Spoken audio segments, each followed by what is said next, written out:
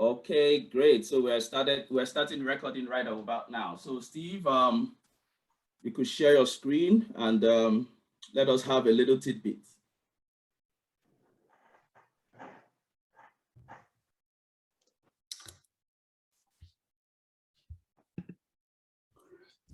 Hi, good evening, everyone. Nipka, thank you, everyone. Thank you for inviting me again to have a session with you. I'm so glad, I'm so elated that you guys considered me coming back. I'm so thankful for that. Thank you, Chinedu, for that introduction.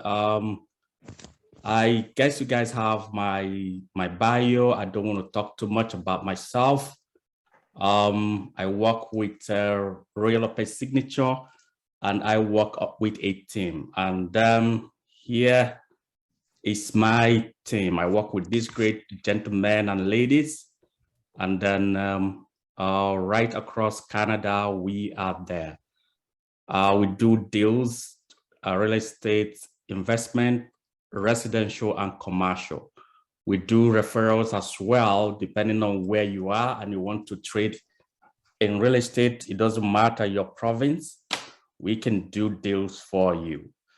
So my presentation will be very brief. If you haven't followed me, you can check me out on Instagram, on LinkedIn, on Facebook. Just simply type Steve Ezeude and you can see me. So again, I thank you everyone for joining. I may not be able to take too much time because we are doing this session on navigating the Canadian real estate market. Ask me any question.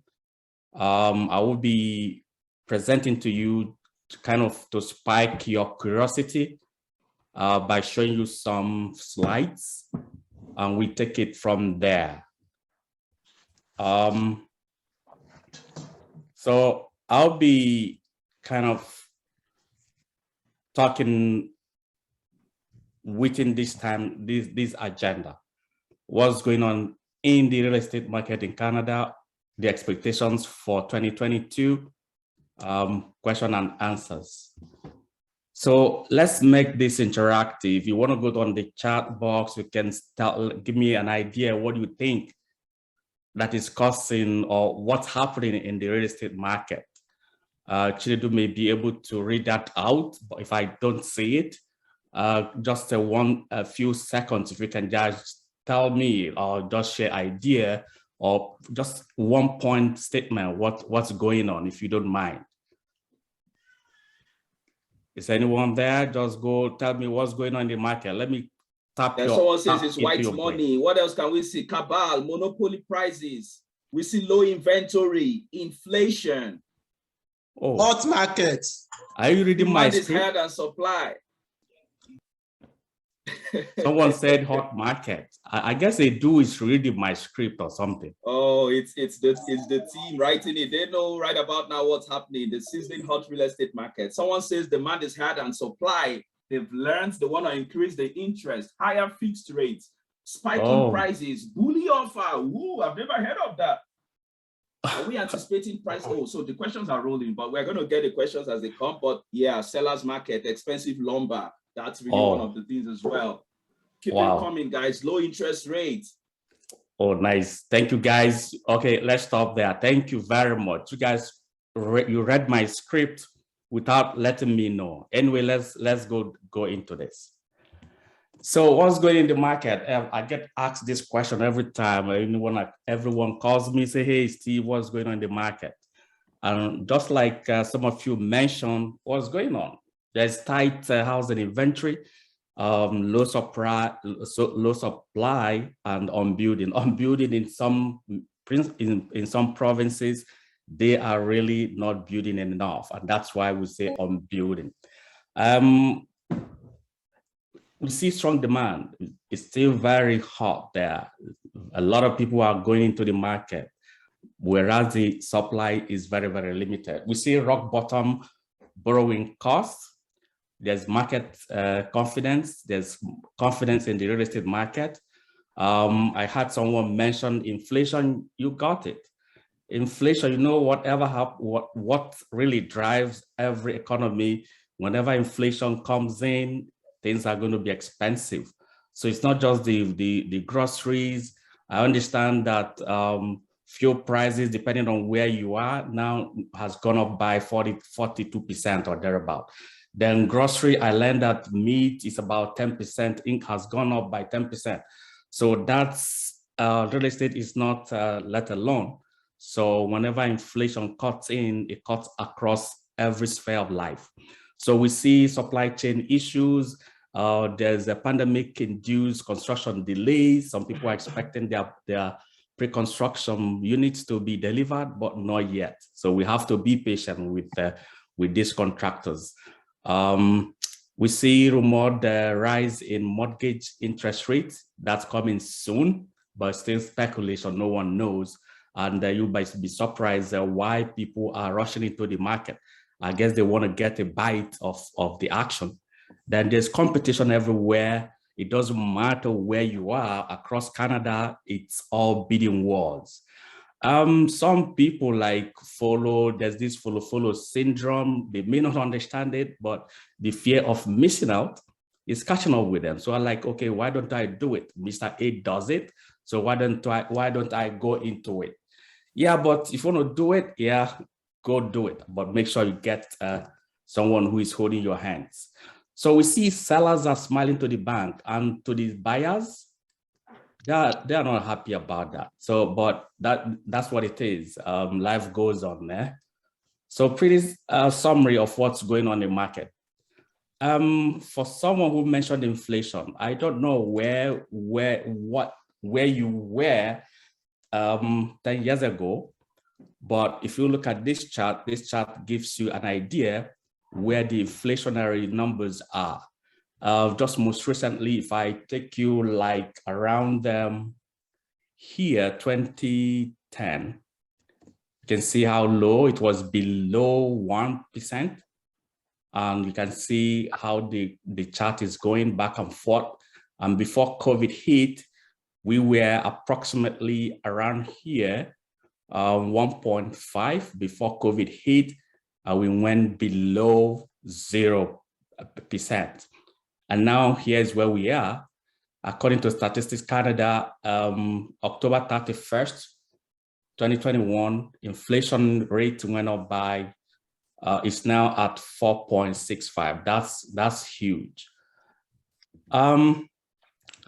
Now, so let's go to what's happening in the national real estate market.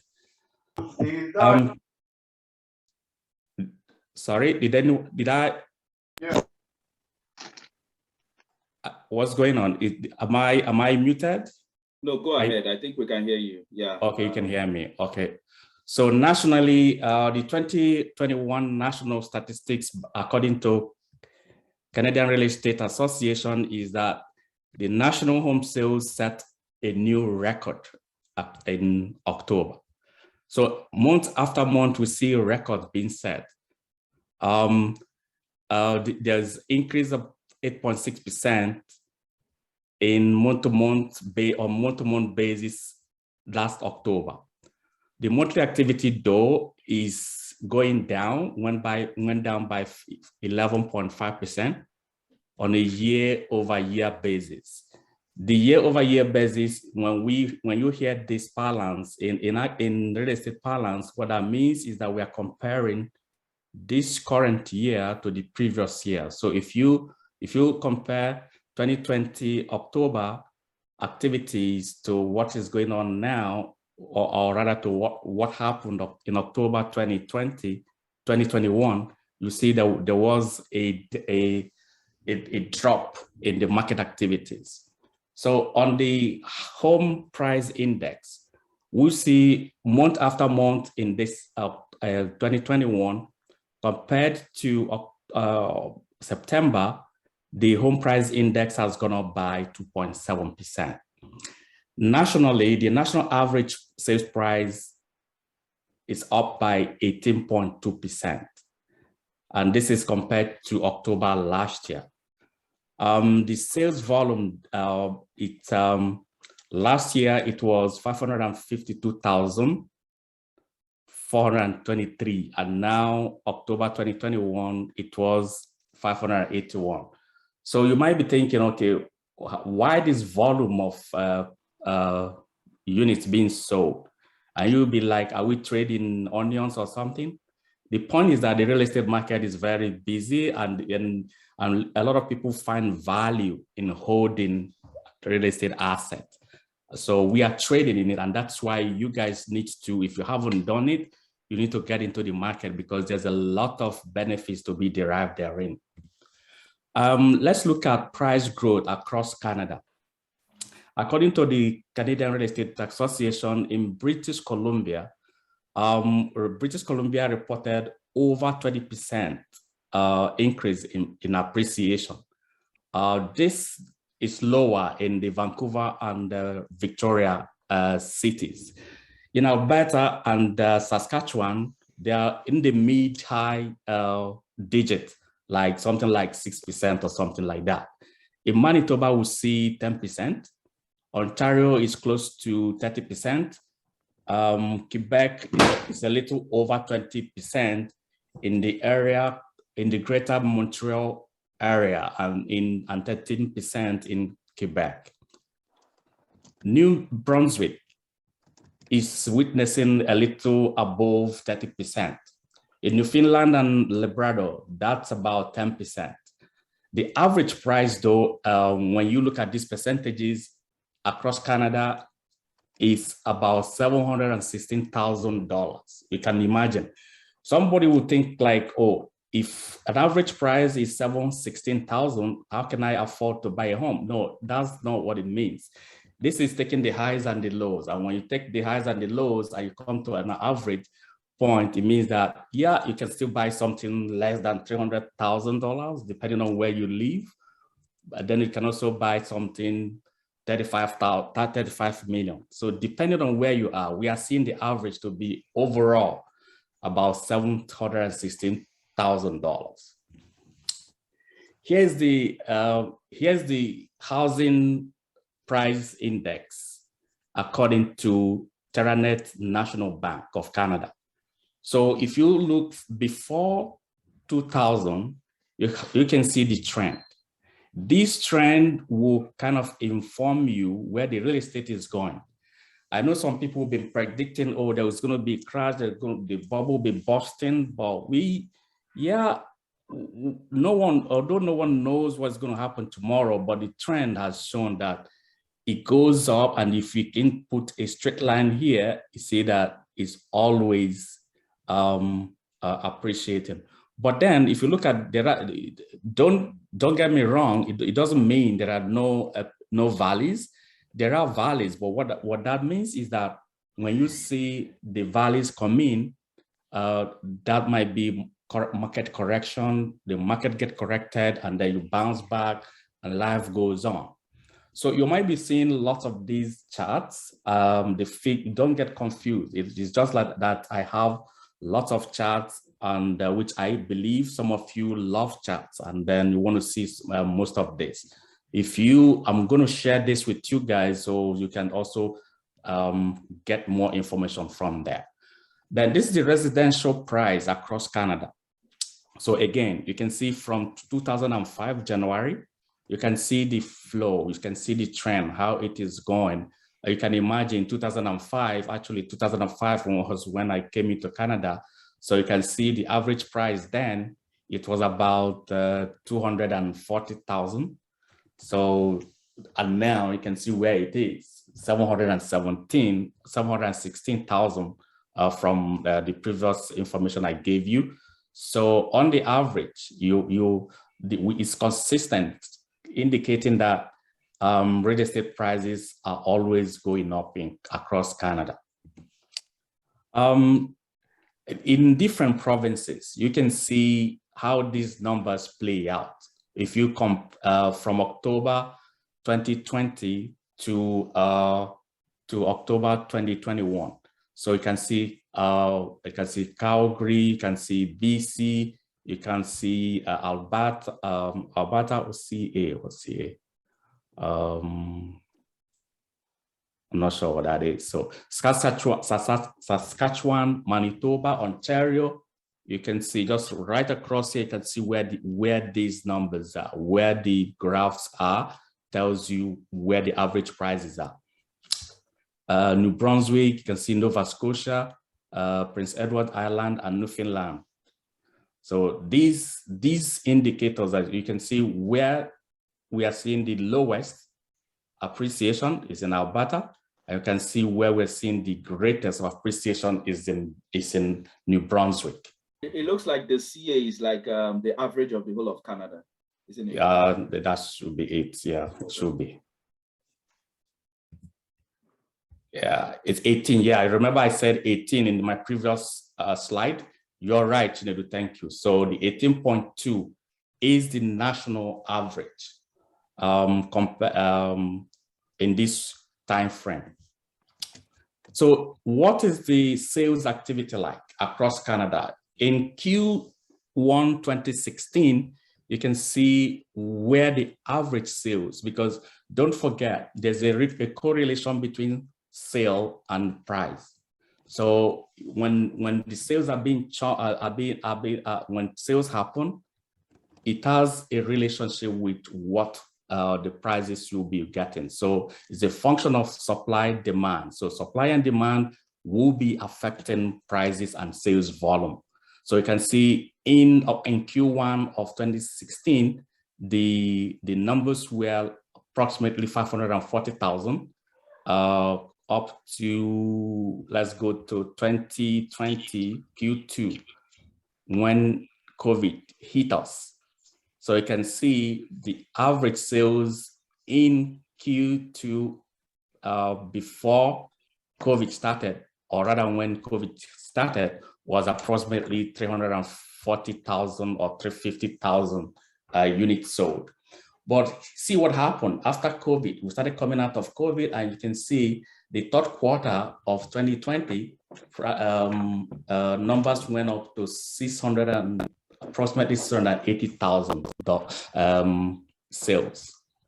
And here in Q1 of 2021, you can see we passed 750,000. There's this speculation that sales volume would drop, and you can get that feeling when you look at the inflation and the fact that a lot of people are being outpriced from the market. So there's tendency that that activities will be dropping. So that's the trend here.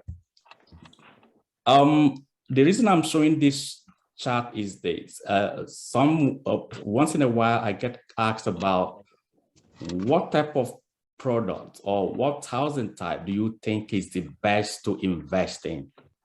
My answer to that is it doesn't really matter. All you have to think about is affordability. If you want to invest in townhouses, if you don't have the money for townhouses, just do apartments, condos. If you can afford condos, go do it. If you can afford 2-story single detached homes, go for it. So if you look at the trend, you can see, regardless of the home type, condos, 2-story type, all are appreciating at the same time. So I want you to have that behind your mind. There's no product that is better than the other. Okay. Then let's get home to Greater Toronto area. What's happening in the Greater Toronto area? I know some of you are in other parts of the province, but the major areas where events are happening, more activity are taking place in BC and then Greater Toronto area. So the slide before you here is it's the numbers I put together. I usually do monthly updates on real estate, and I'm going to just highlight this. In the Greater Toronto area, we saw prices went up by 19.3% compared to this time last year. So average price last year, October, was 968,000, and now it was 1,155,000 thousand. Sales volume went down by 7%. So if you remember what I just said, there's this speculation that since the inflation is there, and then there's erosion of purchasing power, there's a tendency that a sales volume will drop.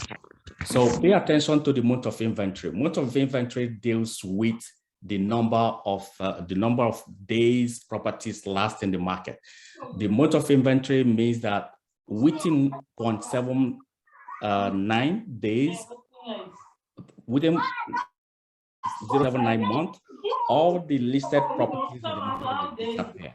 So it's very critical when you are thinking about when you are considering price versus listings in the market.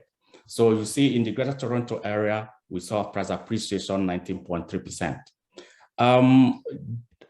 This chart deals with where we are, where we started, looking back 1994.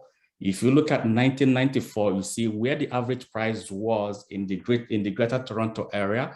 It was approximately like $180,000 for you to get a home. Then you can see where we are now. January 2021, you can see it's over 1 million. But now, like I mentioned, that we in the Toronto area, Greater Toronto area, the average price point is 1,155,000. So that's the trend. So again, if you're thinking about what is the future of real estate, it's going to crash, it's going to be corrected. Yes, given the point, you are right.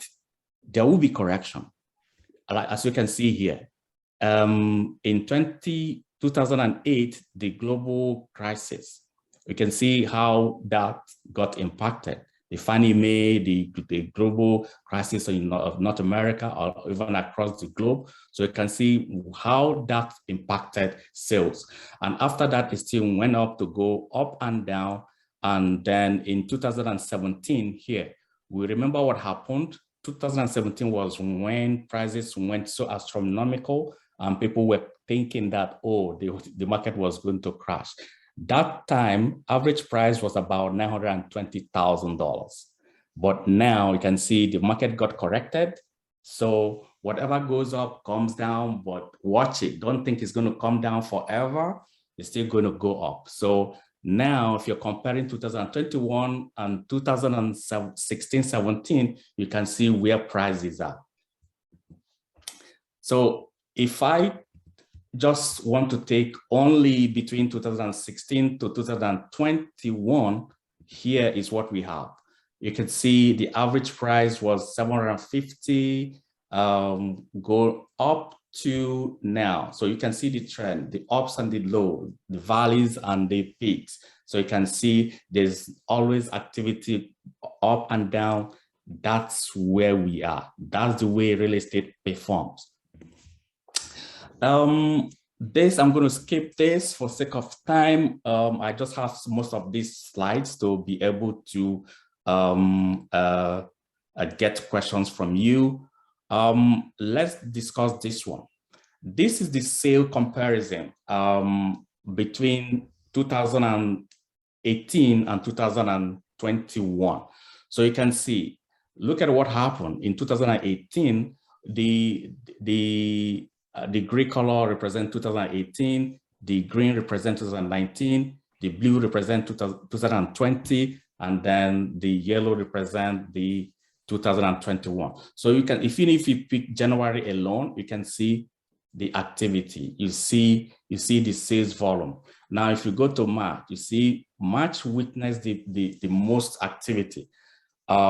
Usually spring market always dry, is one of the busiest market, but you can see after the spring market, things started cooling off and we haven't seen that much activity. It means that things are cooling down, but don't think because there's limited activity or there's slower activities, prices are going down. Prices are not going down, prices are still way up. So the projection, well, for October, this is the real numbers. You can see Here in October, if you compare 2018 October, 2019 October, and 2020 October, you can see the sales activity. The sales activity in October actually slowed down compared to this time last year.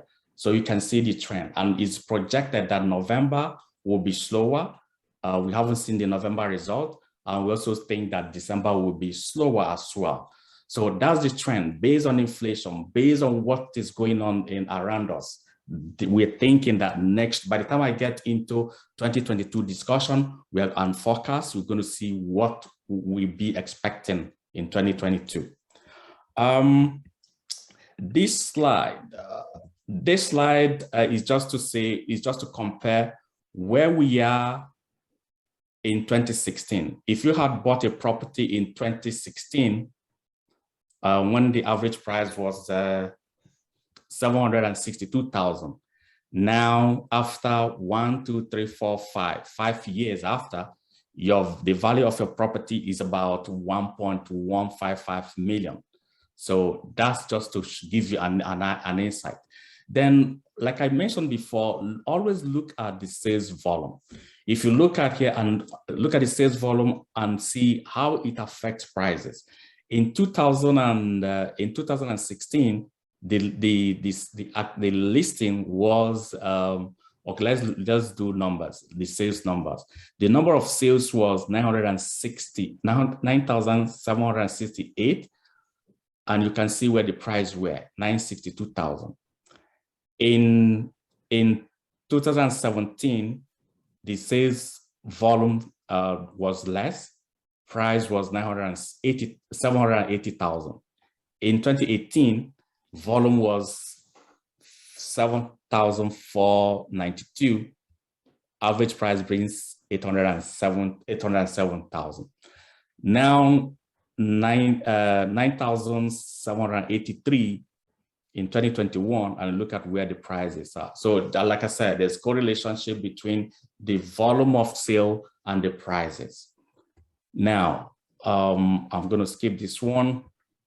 If you might be thinking, where is condo? Where does condo come into all this? I'm going to just look at this on the left extreme side of the chart of this table. You're going to see the condo, because some of you be like, some of you think condo is not a good investment, but regardless what is still going on, I'm going to highlight just in year over year, we see in Toronto West, the condo price went up by 11%. In Toronto Central, it went up by 9%. If you look at city of Toronto proper, it went up by 8%. Then if you look at the Halton area saw 23%. In Durham saw 21% increase. So this kind of gives you an insight that condo, although some people do not feel comfortable, is still doing well. So 2022, what is the forecast? What are people saying about 2022? Where do we, what do we consider going into 2022? In 2022, we are going to look at Moody's study. Moody is one of the people who look at what's going on in the market and then make some projections. So according to Moody, he's expecting that there will be slower growth, and he's saying that prices will be returning to earth. What that means is that the prices will be dropping. He says that there will be gradual rise in interest rate. That's reasonable, because we've seen that we've been enjoying a very low interest rate. And then the speculation is that since everything is coming to normal, we are exiting COVID era, businesses are returning, we might be seeing interest rates go up. In 2022, he also thinks that there will be near standstill house price appreciation by late 2022. Don't take these, when you look at these statistics and with these statements, just take them with a pinch of salt. Why? Because most of the predictions never really worked out. So, but at least you have some information to guide your buying decisions. So there will be moderation in home price growth. The expectation is that there will be, the percentage will be 5.6% compared with the projected 19.9% that is expected by the time we round up 2021. There will be increase in housing statistics, building starts. Housing starts means the number of buildings that are being constructed in a year. So when the starts go up, we see more properties being built and delivered. So we're going to see anticipated new constructions, and then in Ontario, they're projecting that there will be like 1 million homes alone. So, but the point is that when you think about 1 million, that's insane. And you think that this is really going to happen? I don't think so. Why? Because the average number of homes being released in the market in the Greater Toronto area annually is approximately 70,000 homes. So how can you do 1 million? 1 million now before you reach this milestone, Canada is bringing in anyway about approximately 400,000 people into Canada. And where do they live? Most of them come to Toronto, to Greater Toronto area to live in. So because we have a lot of people from different areas of Canada, here is the forecast for different areas.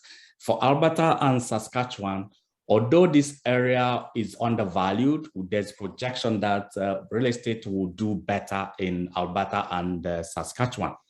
Ontario, which is seen as the strongest house price, which has seen the strongest house appreciation, that will continue mostly in Brantford area, in Kitchener, London, Kingston, Windsor, and Ottawa. In the Greater Toronto area, even though this market has been overvalued, there's speculation that we'll see less downward price pressure. In British Columbia, that's also a province where real estate is overvalued. We are expected to see downward pull due to reduced affordability, because even though the BC is having bad weather right now, things will really come up, but we don't see that. We don't see prices in that area coming down. The affordability is not really there yet. Quebec is not really valued properly. We're going to still see downward pull towards downward pull has been expected due to reduced affordability as well. Nova Scotia and New Brunswick, there's highest appreciation in Moncton. We're going to see highest appreciation in Moncton area and Halifax. And what about Newfoundland and Labrador? It's expected that price appreciation will advance at the fastest rate, except in the prairies. And so, guys, this is where I'm done. Thank you for listening. Thank you for your time. Please follow me. I have a YouTube channel. Follow me on Facebook. I'm on Twitter, but not very active there. But LinkedIn is where I get connected easily. Thank you, everyone, for listening. Wow, wow, wow. These statistics are really, really staggering. In fact, from where I'm from, I say the statistics is making me cojad, you know, but again, there is hope. So we're going to hear just a little bit from a mortgage specialist who is also going to tell us what this means on the mortgage side, and then the questions will start rolling. I'm seeing a lot of questions in the chat room, but let's just hear from our award-winning Ose Ainabe to just introduce himself and tell us a little bit about mortgage and the economy, and then we can now delve into the questions. Yes, thank you very much, Mr. Chinedu.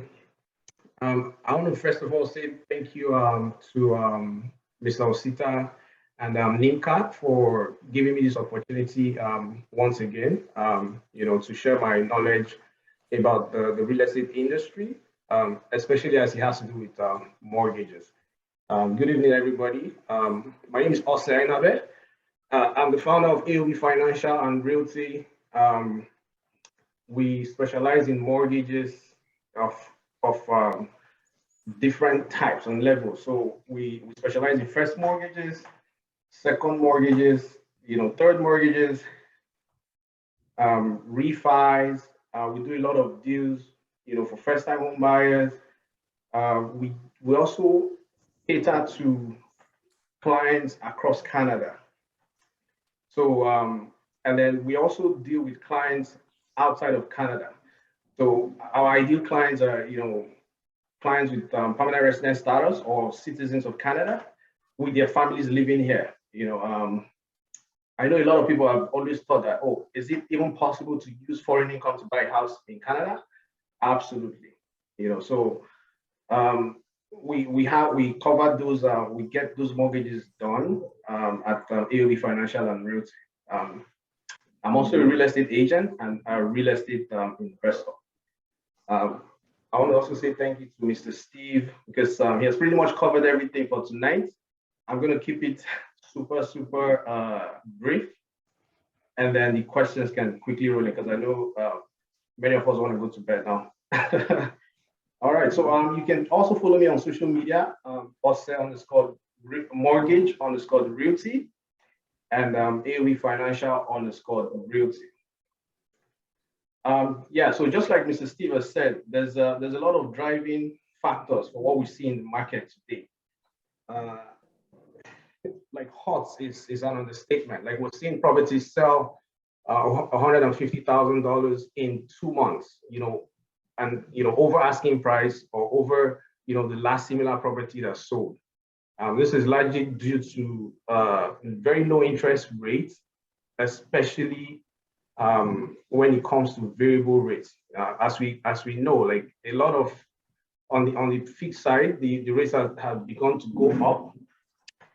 But I've got a lot of calls, from clients like, hey, should we lock in now? What's the best thing to do? We're currently on variable.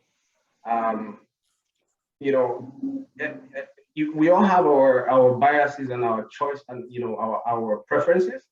But I would always say variable is the way to go.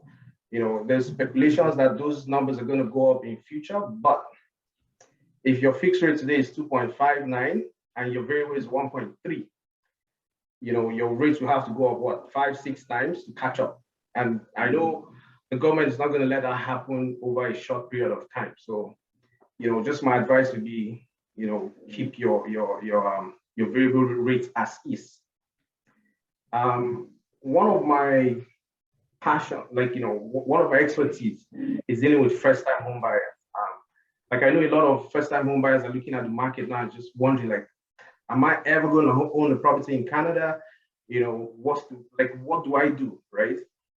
I always say, just talk to a mortgage broker first, before you even, once you're thinking about buying a property, just talk to a mortgage broker and run your situation by them, right? Because you definitely need proper guidance.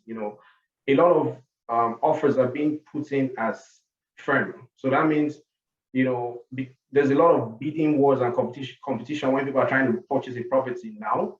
So if you're going in with conditions, financing conditions especially, you stand a very low chance of, winning that bid, right? So it's good to get pre-approved first. Have a mortgage broker look at all your documents, look at your situation, pre-approve you, and then you can go shop with confidence. Like this applies across the board, but for first-time home buyers, just because you have the option to do 5% down, if anything goes wrong, in most cases you have to come up with 20%, right? So that's 15% more, right? So it's very, very key for us to be very careful when we go into this situation. Refis, like we're seeing a lot of refinances now. Because the values are really high, people are going into their properties to pull out equity. I'm sure a lot of people on this call now understand what that is, right? So you can actually purchase a property, 1 year after you purchase the property with enough value, on appreciation, you can go back into that property and pull out funds. Funnily, like in some cases, you might even be paying about the amount you're paying, right? When you bought the property even after you pull out equity. But that's for a mortgage broker to kind of dissect and let you understand. So you take those funds, you can put it back into the property, upgrade it, finish your basement, increase the value, or you can go into investments. Like I'm sure you guys see like all sorts of reconstruction going on across the board. Like not too many people have 100 grand sitting in their account. So a lot of people are leveraging on the values of their homes to purchase, these pre-construction properties. But one thing I'll always say, because we get to do a lot of those pre-approvals, right? Not necessarily approvals, pre-approval. Pre-approval would tell you what your current situation is if you're going into the market. But keep in mind, these pre-construction properties are closing, 3-4 years down the line. So you also need somebody to tell you what you need to do now and what you need to expect when, changes happen in the future. Because nobody knows, like you might be making $150,000 now, full-time permanent, and then somebody offers you $300,000 contract, right? That changes the game a lot when it comes to mortgages, because now what you qualify for, even if you're making more, might even decrease just because you've gone from full-time permanent to a contract status, right? So just a few things to keep in mind. Something else we're noticing is on the property values. Typically when there's a lot of appreciation like this, and we're having to do mortgages, we find that we have challenges with the appraisals, because your property sold like $600,000 last month, and then boom, the next month they sell it for 750 grand. Like I've seen many of those situations. But interestingly, the values are coming in. Like we're not having issues with the appraisals. I guess because everybody sees what's going on, there's always comparables to kind of like compare those properties with. So that's just a trend I just thought to quickly talk about. Another thing I think is a driving force is we're still in the pandemic, right? So a lot of people work from home.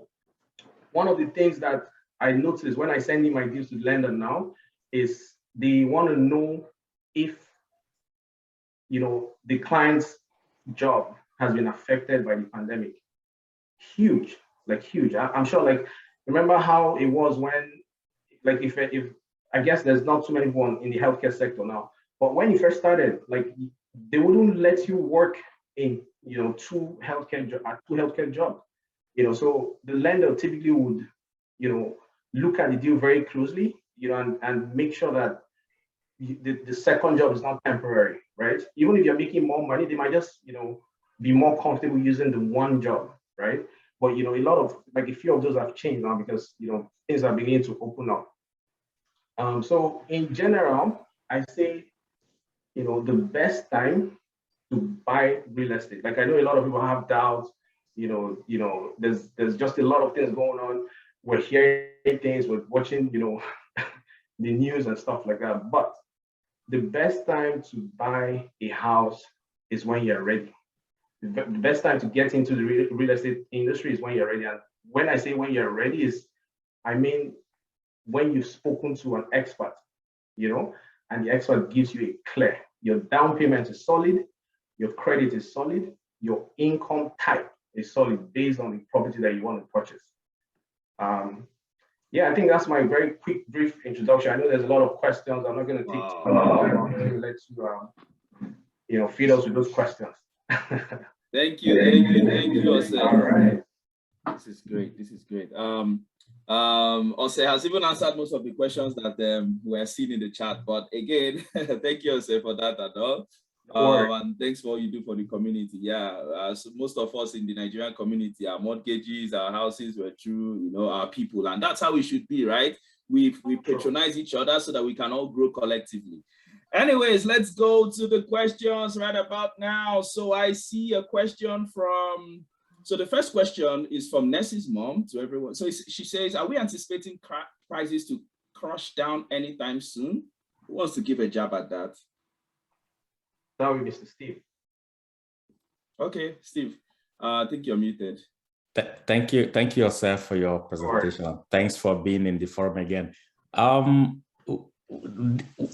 I don't know who asked the question, but the point is, if you look at the charts I presented, you can see what the trend is. What you'll be seeing will be correction and not crashing. Well, crashing is relative though, because no one knows what is going to happen tomorrow. If everybody dies tomorrow and then there's another virus from anywhere, tendency might be that there will be global economic crisis. But in what we saw was actually not economic crisis, it was health crisis. So to answer your question, what we will be seeing correction. If you look at the charts, you can see that prices go up and then it comes down, cools off a little bit, and it keeps going. As long as there is limited supply, prices will be going up. So I don't see prices crashing because we are not building enough. I hope that answers your question. Thank you. Thank you. I think that should answer Nessie's mom's question. So let's go to the next one by Olawale Olaseha. So he says, do you help landlords to get good tenants in this era where there are many, in quotes, professional tenants in Ontario? Professional tenant. All right, give me the job then. Ose, I'm going to take that. Yeah, okay. There are professional tenants everywhere across Canada. All you need to do is make sure you do your due diligence. You shouldn't be renting your house yourself. Most people do that. They say they want to save money. It's not worth it, because by the time you have a professional tenant, they know the game. That's why they're professionals. So you don't want to go fall into their trap. Make sure that you have a real estate agent who can guide you properly, because what we do is when your property is advertised for lease, we go out there to look for people that are qualified. We look at their credit report. When you pull someone's credit report or knows that, you're going to see his history. And that is why that's what the real estate agent does, to kind of look at the history. How is this guy? If he's a professional tenant, he will know that. So yes, I do help. We do help. Your agent, depending on where you are, should be able to help you out. So make sure that the person has a job. Make sure that the person has a good credit, and make sure you have a good reference from the previous landlord. I'll stop that. Oh, so that means the person will have to bring the grandmother's hair and the many documentations. I know, but that is the case we find ourselves in. I hear that in places like Toronto and all, there are bidding wars on a rental property. Yes. You want to rent a house and you're bidding with everyone. Oh my God. Anyways, the other question is not a question, but I think it's a comment. So the person is saying, Temitope is saying, but it's just the agents like you, Steve, manipulating everyone, using supply and interest rate as the basis for everything. So, Ose, do you want to give it a jab at this? Are you guys the one, using interest rates? No, it's basically the market doing this thing, right? Like it's if you are going to sell your house now, right, and your neighbor sold for $600,000, you're not going to want to sell for $599. You'll be looking at higher than $600,000, and sellers are under no pressure to sell now, right? Like there's a property we were looking at the other day, he took it off the market and then reposted it just because he didn't get the price that he wants. That's how competitive the market is now, for buyers, like for sellers, like they can list without even taking pictures. I don't know if you've seen some of those interesting listings, and they sell like way over asking, like $100,000, $150,000, $200,000. So it's just a function of the market right now. Like there's not too many properties. There's way more buyers in the market now than the sellers can satisfy. Even in pre-construction, I'm sure you've seen what's going on. 5,000 emails to the builder, and they release only 50 lots. So that means 4,900 and whatever are still back in the market looking for properties. So that's across the board. It's what it is now. Like very true. Yeah. You see some pre-construction booking. You want to book a time, and before long, in 5 minutes, they said everything is booked. No more appointments. 1 minute done.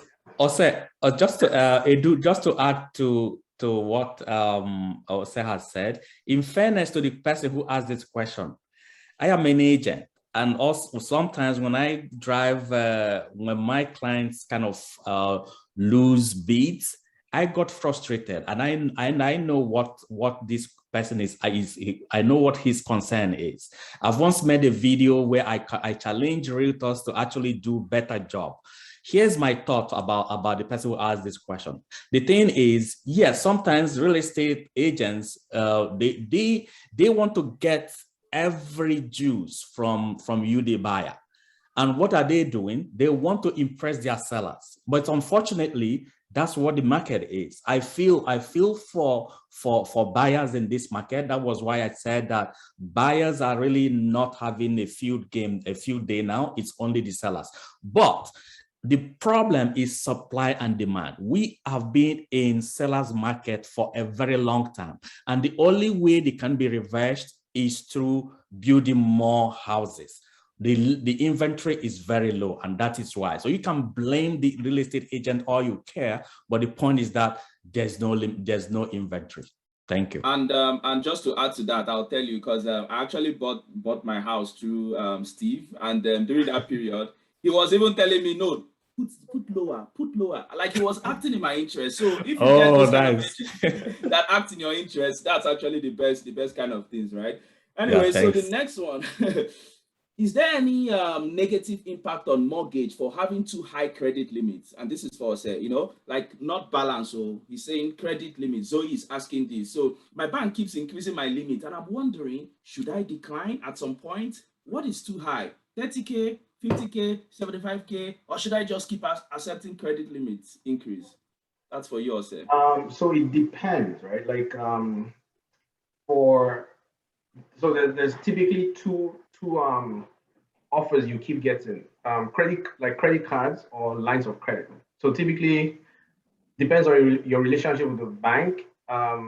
They always want to pre-qualify you when they increase your line of credit, especially if you were to ask them, right? But if it's an automatic increase, I'll take it if depending on how many trade lines you have.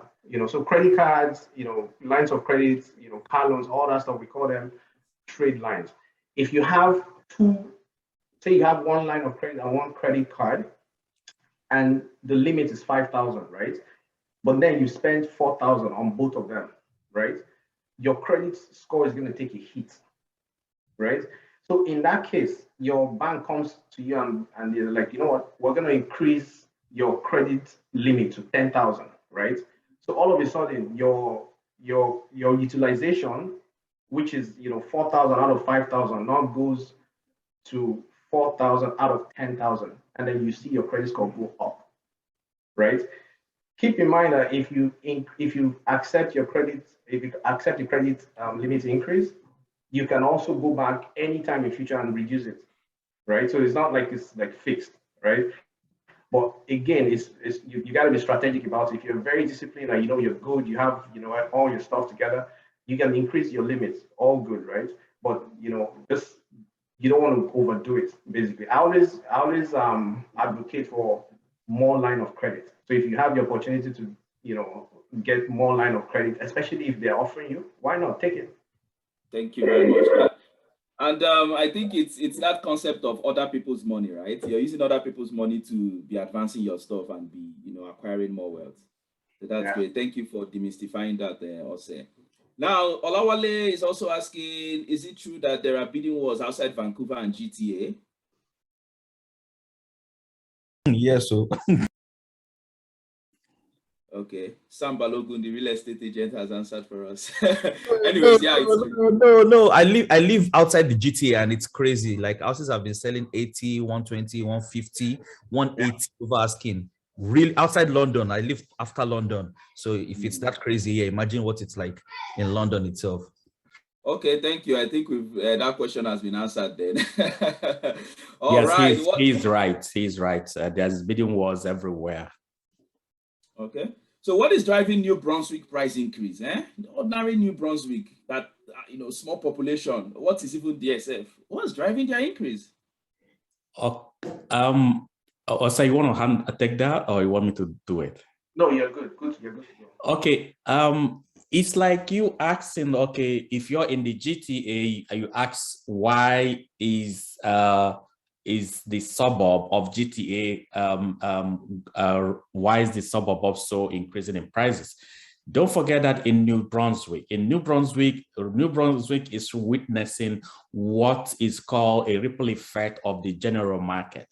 The COVID pandemic has made people to work in remote areas. People are looking for affordability. They're actually going literally out of any province that is very, very busy, and they want to buy a piece of property. So it's not just in MB, it's all across Canada. So everywhere is being impacted. Yeah, everywhere is being impacted. In fact, some people are even living in Banff, and they work in Toronto, right? They just attend meetings in the morning because of the difference in time. Very early they wake up and then they go and ski. So I think also work from home as well, and the pandemic is also, affecting things, because now you can work anywhere. So if I can work from anywhere, why work in downtown Toronto, live in downtown Toronto, when I can live, in front of the ocean, ocean view, in a cheap house somewhere, right, in Saskatchewan, or maybe Prince Edward Island or somewhere, right? So I think that's also what's happening. All right, right about now, we have another question. So the figures for listed price of final, okay, I think that was during the, which has been answered. Someone says, what's the effect of condo fee on, like, generally housing and all? Condo fee, does this scare people, or do people still, what's the effect? So, when it comes to mortgages,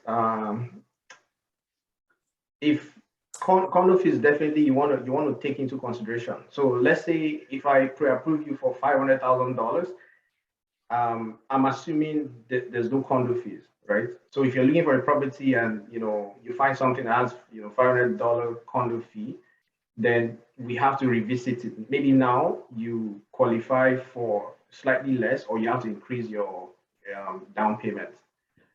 That's on the mortgage side. I'm going to let Steve talk about the effect on the real estate side. Yeah, on the real estate side of things, don't forget affordability. A typical Nigerian I'm taking out will tell me, hey, Steve, don't send me anything condo fees. That's the thing. That's what we see. But the point is, start from somewhere. I've talked about affordability. You have to start from where? It's from somewhere. Instead of you saying, okay, I want to buy a house without a freehold home without a condominium maintenance fee, but you cannot afford that. If you can afford it, go into a condominium property that has maintenance fee. Now the impact is discouragement. A lot of people say, no, I don't want to do that. So it's a negative impact. Why is that? Because you cannot afford a freehold, and you are thinking you want to keep saving towards freehold, and the years are passing by. You have seen the average prices go up by 20%, 30% in some localities. So as long as you keep delaying your purchasing, you will be negatively impacted. So yes, is a minus to you who's going to live in it, because you're going to be paying maintenance fee, or because you're going to see exponential increase in the condominium fees. That will be discouraging you. But let that not discourage you. It's affordability. People do not have to buy a 1.5 million single detached home when they don't have the money. Start from somewhere. Why? Because if you start from that condominium, regardless of the condominium fee, maintenance fee that is there, that property will be appreciating, and you can build your equity to go buy yourself another property, which might be a freehold. Amazing. Yeah, and just to quickly add to what Mr. Steve said. So when I'm talking to a client, when we're doing like a consultation, like I always like to ask what the long-term goals are, and 99% of the time, people will tell you, this if they have the opportunity to buy more properties, they would exploit that option for sure, right? So, like Mr. Silva said, if you can only afford a condo at this very point in time, right? Or a townhouse is out of range, I strongly advise, you go for that condo, right? It's going to appreciate. You're paying down your mortgage, you're not paying somebody else's mortgage down. And then you now have the possibility of being able to refinance that condo or even sell. But, I would always advise exploit the option of pulling out equity from that condo first, and then buying your next property. Like I've been in this business long enough to see people start from condos and end up in massive detached home. Wow. Thank you. Yeah, take the course and you will see. Like time will tell for sure. That's great. It's just like the prices that Steve was showing us. Like people bought houses 80,000 then and all. Do you know that 10 years from now, people will be saying, these guys bought houses at 800,000. Imagine, and now houses are 2.5 million. Anyways, so it's always key into what you can afford. Thank you. All right. The next question goes, is it right to assume new homes will be outside the GTA and will not affect the prices in the GTA?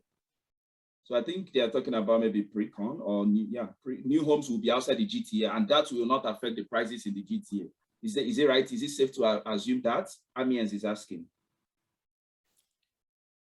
If I can reframe the question, I think the question will be, will prices outside or rather will prices in the GTA or any other busy municipality affect prices outside of GTA or outside of the greater of the municipalities?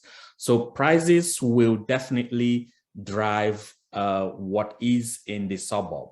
For example, we will see when we people talk drive until you qualify. You leave Toronto, most people want to live in Toronto. But the point is that because of affordability issue, they go out. So as long as the prices in the core area, in the core cities go up, it's going to have a ripple effect on other properties outside of the GTA, or outside of the core Toronto area and the GTA. I hope I have answered that question, or otherwise you can reframe the question and then send an email to me or to us or say. Okay, thank you. Someone asked, please can we mute the baby who wants to sleep? She's sharing something. She's sharing some information. Oh, she wants to sleep. Anyways, the next one is, can you advise about Saskatchewan? Yeah, I think you've hit that, right? More about Saskatchewan, or you want to give it a shot? Yeah, it depends on what advice you're looking at Saskatchewan. I had a client who was looking for an investment opportunity, and he really bought. Actually, I worked with him when I was working in Alberta. So he moved there. The purpose wasn't to live there, but he bought the property for investment. And because of the due diligence we did, and we were able to find him an income property that was cash flowing positively. So you can do that. It's not a bad. Saskatchewan is a good province to invest in. So just do it. All right, just do it. The next question, Israel Ajau. I think he asked two questions, so I'll group them into one. Is there any legal adjudication process for investment partners if they have issues? Maybe we come together, we're friends now, we buy a house. After some while, issues now come up. Then he asks, just out of curiosity, how do websites like Zolo make their money? So those are the two questions from Israel. Is that a question or what? Yeah, so there are two questions. One, is there any legal adjudication process for investment partners when they have issues? And the second question is saying, you just curious, how do websites like Zolo.ca, right? We all know that some of us have the app. How do they make their money? Okay, I I don't know the answer to that question, but I can answer your question on adjudication. First of all, as a professional who has put in together a number of joint ventures and group investors, you have to make sure from day one, is everyone listening, everyone in this forum, just hear me out. By the time you buy your first property, your second property, and you want to do your third one or your fourth one, the Bank of Canada or the lenders may not be able to fund you, may not be able to extend their loan to you. So it might begin to look for a partnership. For instance, if I have the money, I may want to utilize, I may want to come together with a Chinedu and say, Chinedu, let's do a JV. So if you are doing that, day one, I made that mistake and I don't want you to make that mistake again. You must have to have something in writing. Agreement, yeah. If you forget what I said tonight, make sure before you go into any JV or in any part of agreement, make sure it's written. Because you might be thinking, oh, this is my brother or this is my wife. Tomorrow, when you guys divorce, then you say, okay, we said this when we're sleeping, and no, it's not. So all you need to do to avoid, the best way to adjudicate that for everyone who wants to do that, make sure you have something in writing. That's number one, that's key. Because you're going to be spelling out your concerns, you'll be spelling out these processes.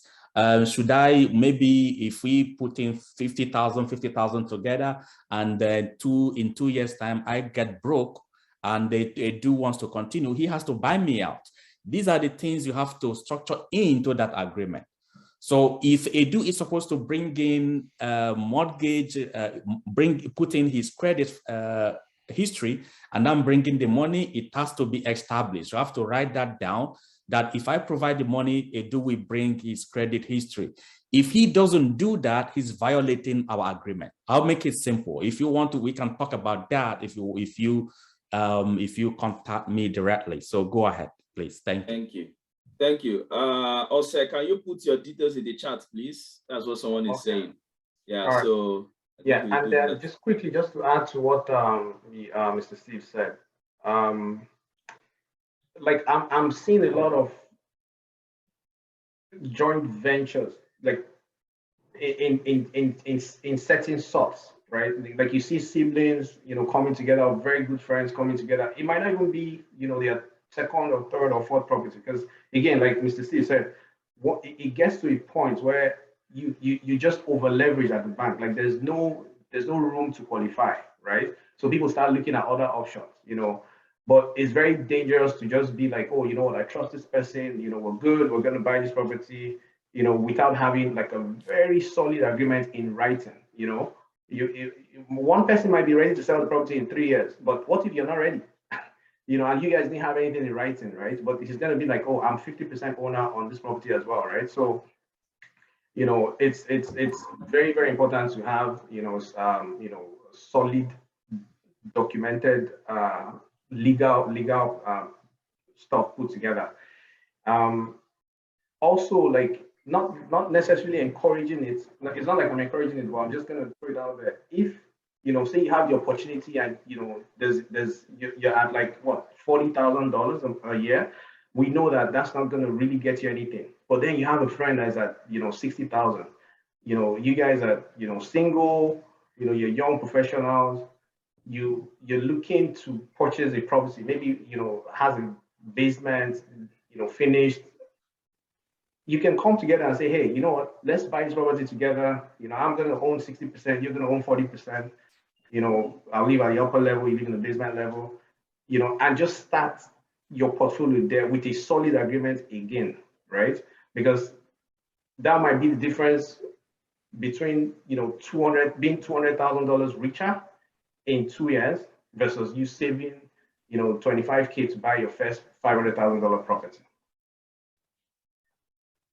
This is wisdom, nuggets of wisdom. Thank you very much, Joseph, for that.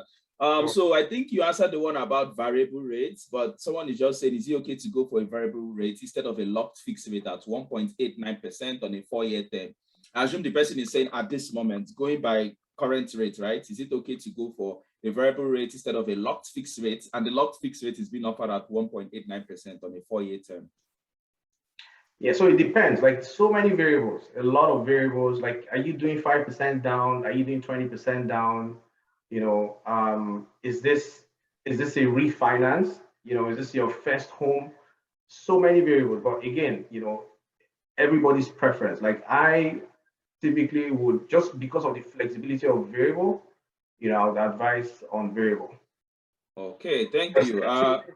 Two things to keep in mind. Fixed mortgages are way more expensive to get out of compared to variable mortgages. Yeah, some people have been beaten by that, right? Fixed rate, 5 years, you lock it up. The next 2 years, you want to buy another house, but oh no, you can't refinance without paying huge sum of money. Okay, so the next question is saying, what is needed for pre-approval? I think you've hit on it. So you talked about credit score, you know what you qualify for, and all right. Do you want to talk about it again, or we should just so many, like it's a bunch of things, like, you know, even how long you've been in Canada is part of the pre-approval process. You know, your credit history, not just your credit score. You might be at 700 credit score now, but you've had bankruptcy in the past. You know, banks can see all that stuff, right? So there's way more. You know, there's no defined criteria. You gotta, everybody's situation is different, right? You just gotta sit with the mortgage expert, you know, to dissect the situation, you know, come up with a plan, and then you can, you know, approach a realtor, and then you shouldn't have any issue.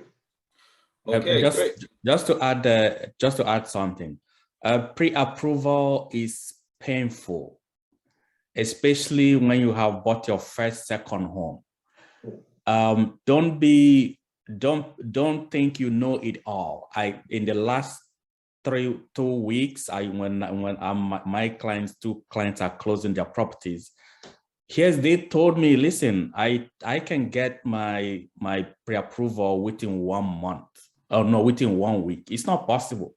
So I will advise you, please be patient. Don't think you know it. You don't know anything. Please listen to whatever your mortgage guy tells you.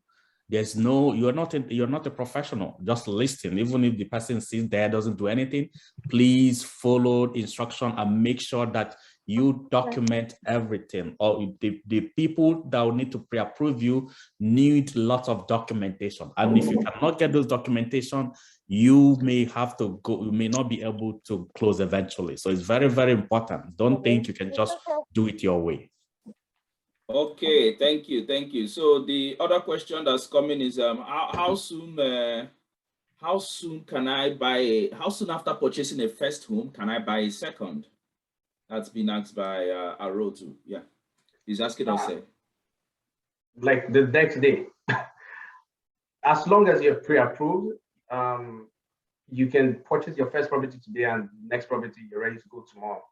But again, it's based on pre-approval, right? You know, you can't, typically one of those properties is going to be a rental property, because you're not going to, if you claim both of them are, you know, primary residence, then you're going to be paying 2 mortgages. Like, how are you going to qualify? So ideally, you know, you want to talk to a mortgage agent first, figure out how much it's going to cost you to, like, you know, what it's going to take to qualify for the first property, you know, and then have a plan as to how, you know, the second property is going to be structured. But yeah, you can, there's no, like, you can pretty much buy, you know, purchase 2 properties back to back, as long as you qualify. Okay, thank you for that. So Biola is asking, where do you recommend to look for investment property, within or outside the GTA? Where do you think within is better for investment, or outside the GTA is better? I'll let Mr. Steve take that. Okay, Osella, thank you. Okay, what's your goal when you're buying investment property? So if, again, where do you're looking at maximizing your return, right? So where would you, even if you're a lay person, where do you think the the best value will come from. I would prefer to buy my investment property in a location. Now, I may not say in GTA or anywhere. Regardless of which city you want to invest in, look at transit, look at job opportunities, look at schools. So if you don't have the money, if you don't have the funds to invest in a city where prices are way over the roof, it doesn't hurt to invest in a suburb where you still have returns, but there's access to school, there's access to transportation, and there's jobs. So these are the three criteria we'll be looking at. Okay. So there's no like this is better, but where's the investment best? Investment are best in a location where you have everything, and then you look at the cities. But then if you cannot afford city, if you're going to the suburb, that's where you can afford to invest in. Make sure you have these three factors lined up to guide your investment decision. Thank you. That's great. Schools. I remember then York University area and all, right, in Toronto. You see a house bought years ago, but then you have like 10 students living in it in batches, small, and they are making so much money. So that house might be netting like $7,000 every month, right? So again, schools is very important. All right, the next question. Positive, cash flow positive. That's the way, using other people's money. So now, if I get a mortgage approval of 600K, can I buy 2 houses with it? That's what I'll say. No, just the one property. Okay, so okay. Because if you're pre-approved for 600,000, that means you're only able to afford a $600,000 home, right? At that point. So they can't buy $200, $300 homes? But it depends, right? Like, if you're buying your first property, right? You're okay to do 5% down, right? Because it can be insured. Your second property, if it's an investment property, has to be 20% down. Okay. Right. So it's a very tricky question because there's so many moving parts to it. Like, what's the goal? Like, are you gonna rent out one? Are you buying both of them in the same city, or what's the down payment structure like? Remember when you're doing 5% down or anything less than 20%, you're dealing with the insurer. So if you're buying one property now and then you're buying the next property with the insurers, they're gonna wonder like what's going on here. But if you do 20% on one, right?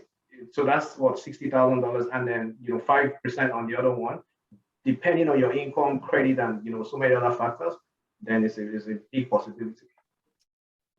Okay, thank you. And Tolu is asking, is there any sense going into a bidding war for a house listed for 600K and buyers are still bidding up to 915K? So the house is listed for 600K. People are bidding 915, like $315,000 over asking. I know Steve is going to take on that too, but I quickly mention $600,000 is the listing price. The agent might know that, hey, the last property that sold for $900,000, right? But now at $600,000, he's attracting people that like potential buyers searching in that price point, right? So that's going to definitely attract a lot of bidding war. So that's crazy. Also, today I saw in the news there was a house that was listed for $1. $1, yes, yeah. What that means? So, I'll just give them a loony. Yeah. So what listing price means absolutely nothing in this market. Everybody knows what they're looking for. So to answer your question, very, very normal into this market. Yeah, okay. just to add to what Ose said, just bear this in mind. In today's market, asking price is totally irrelevant. And that's where I fight my fellow realtors too. Why don't you just price the property appropriately? Yeah. But you know what? It's just a tactic to make money, to think you're making money for the seller. So, but then you don't blame them. The point is that once we have the adequate supply of homes, the bidding wars will just die away. But the point is that, to answer your question, there's no point bidding, except if you really know, if you have, what is the value of that property to you? Is it close to school? Do you really want to have it at all costs? So people make that mistake. Oh, because others are bidding, I'm going to bid, and when you get it, you may not be able to close. So it's not worth it. But make sure your realtor does a comparable of what's sold in the neighborhood. Because if your realtor doesn't guide you properly, you'll be making a mistake.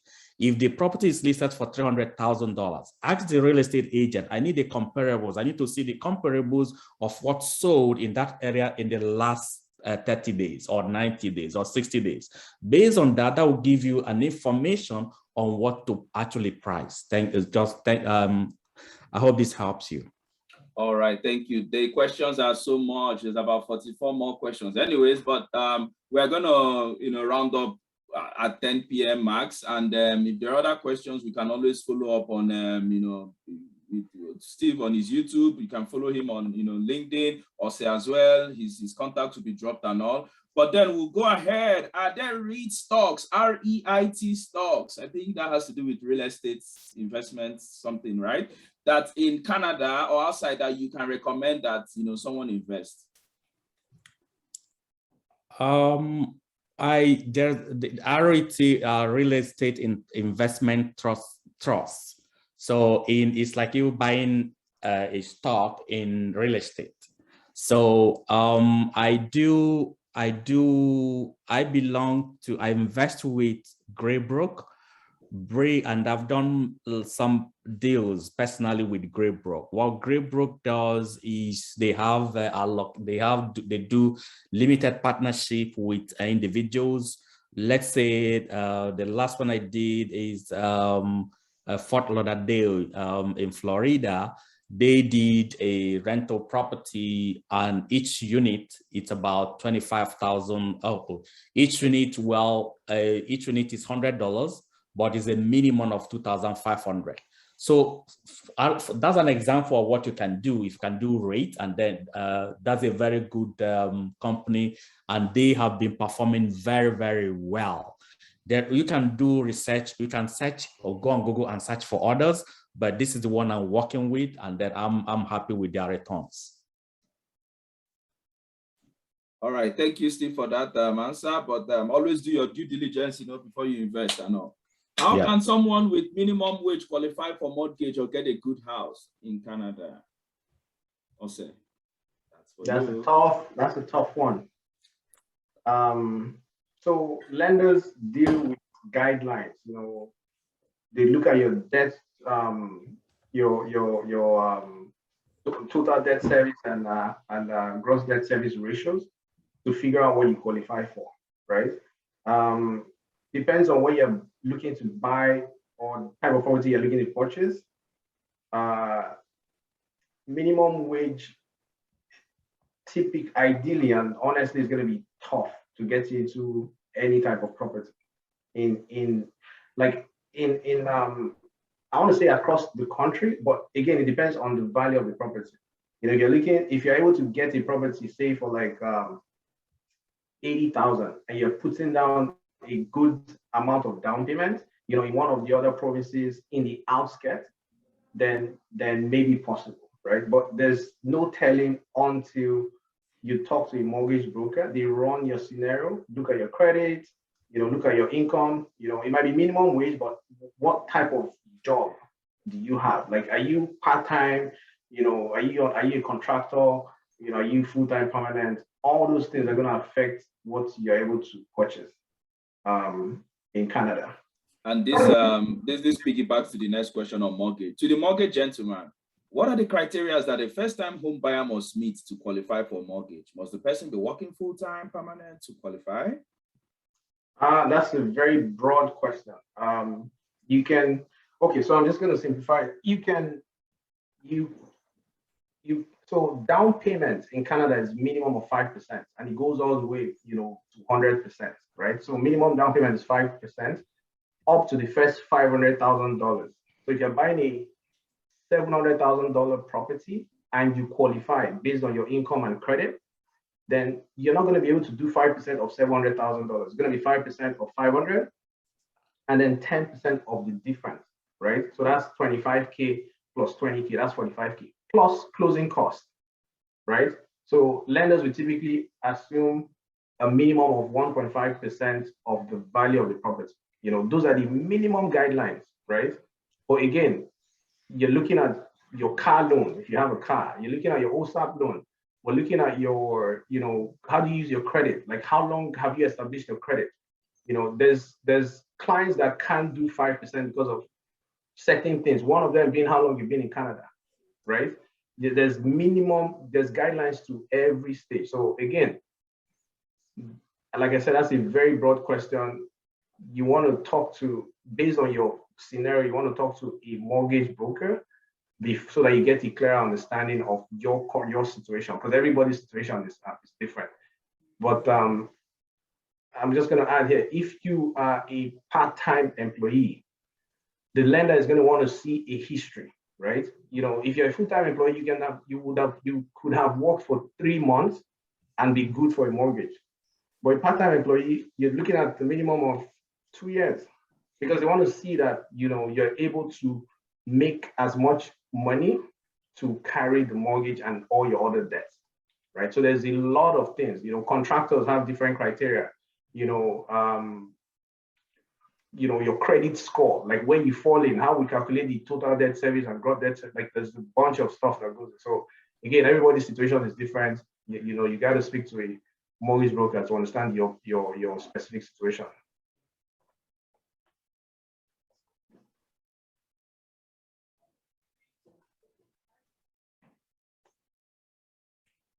Okay, yeah, so more questions. Where would you recommend buying an investment property if you have the option of Kitchener, Ottawa, or Calgary?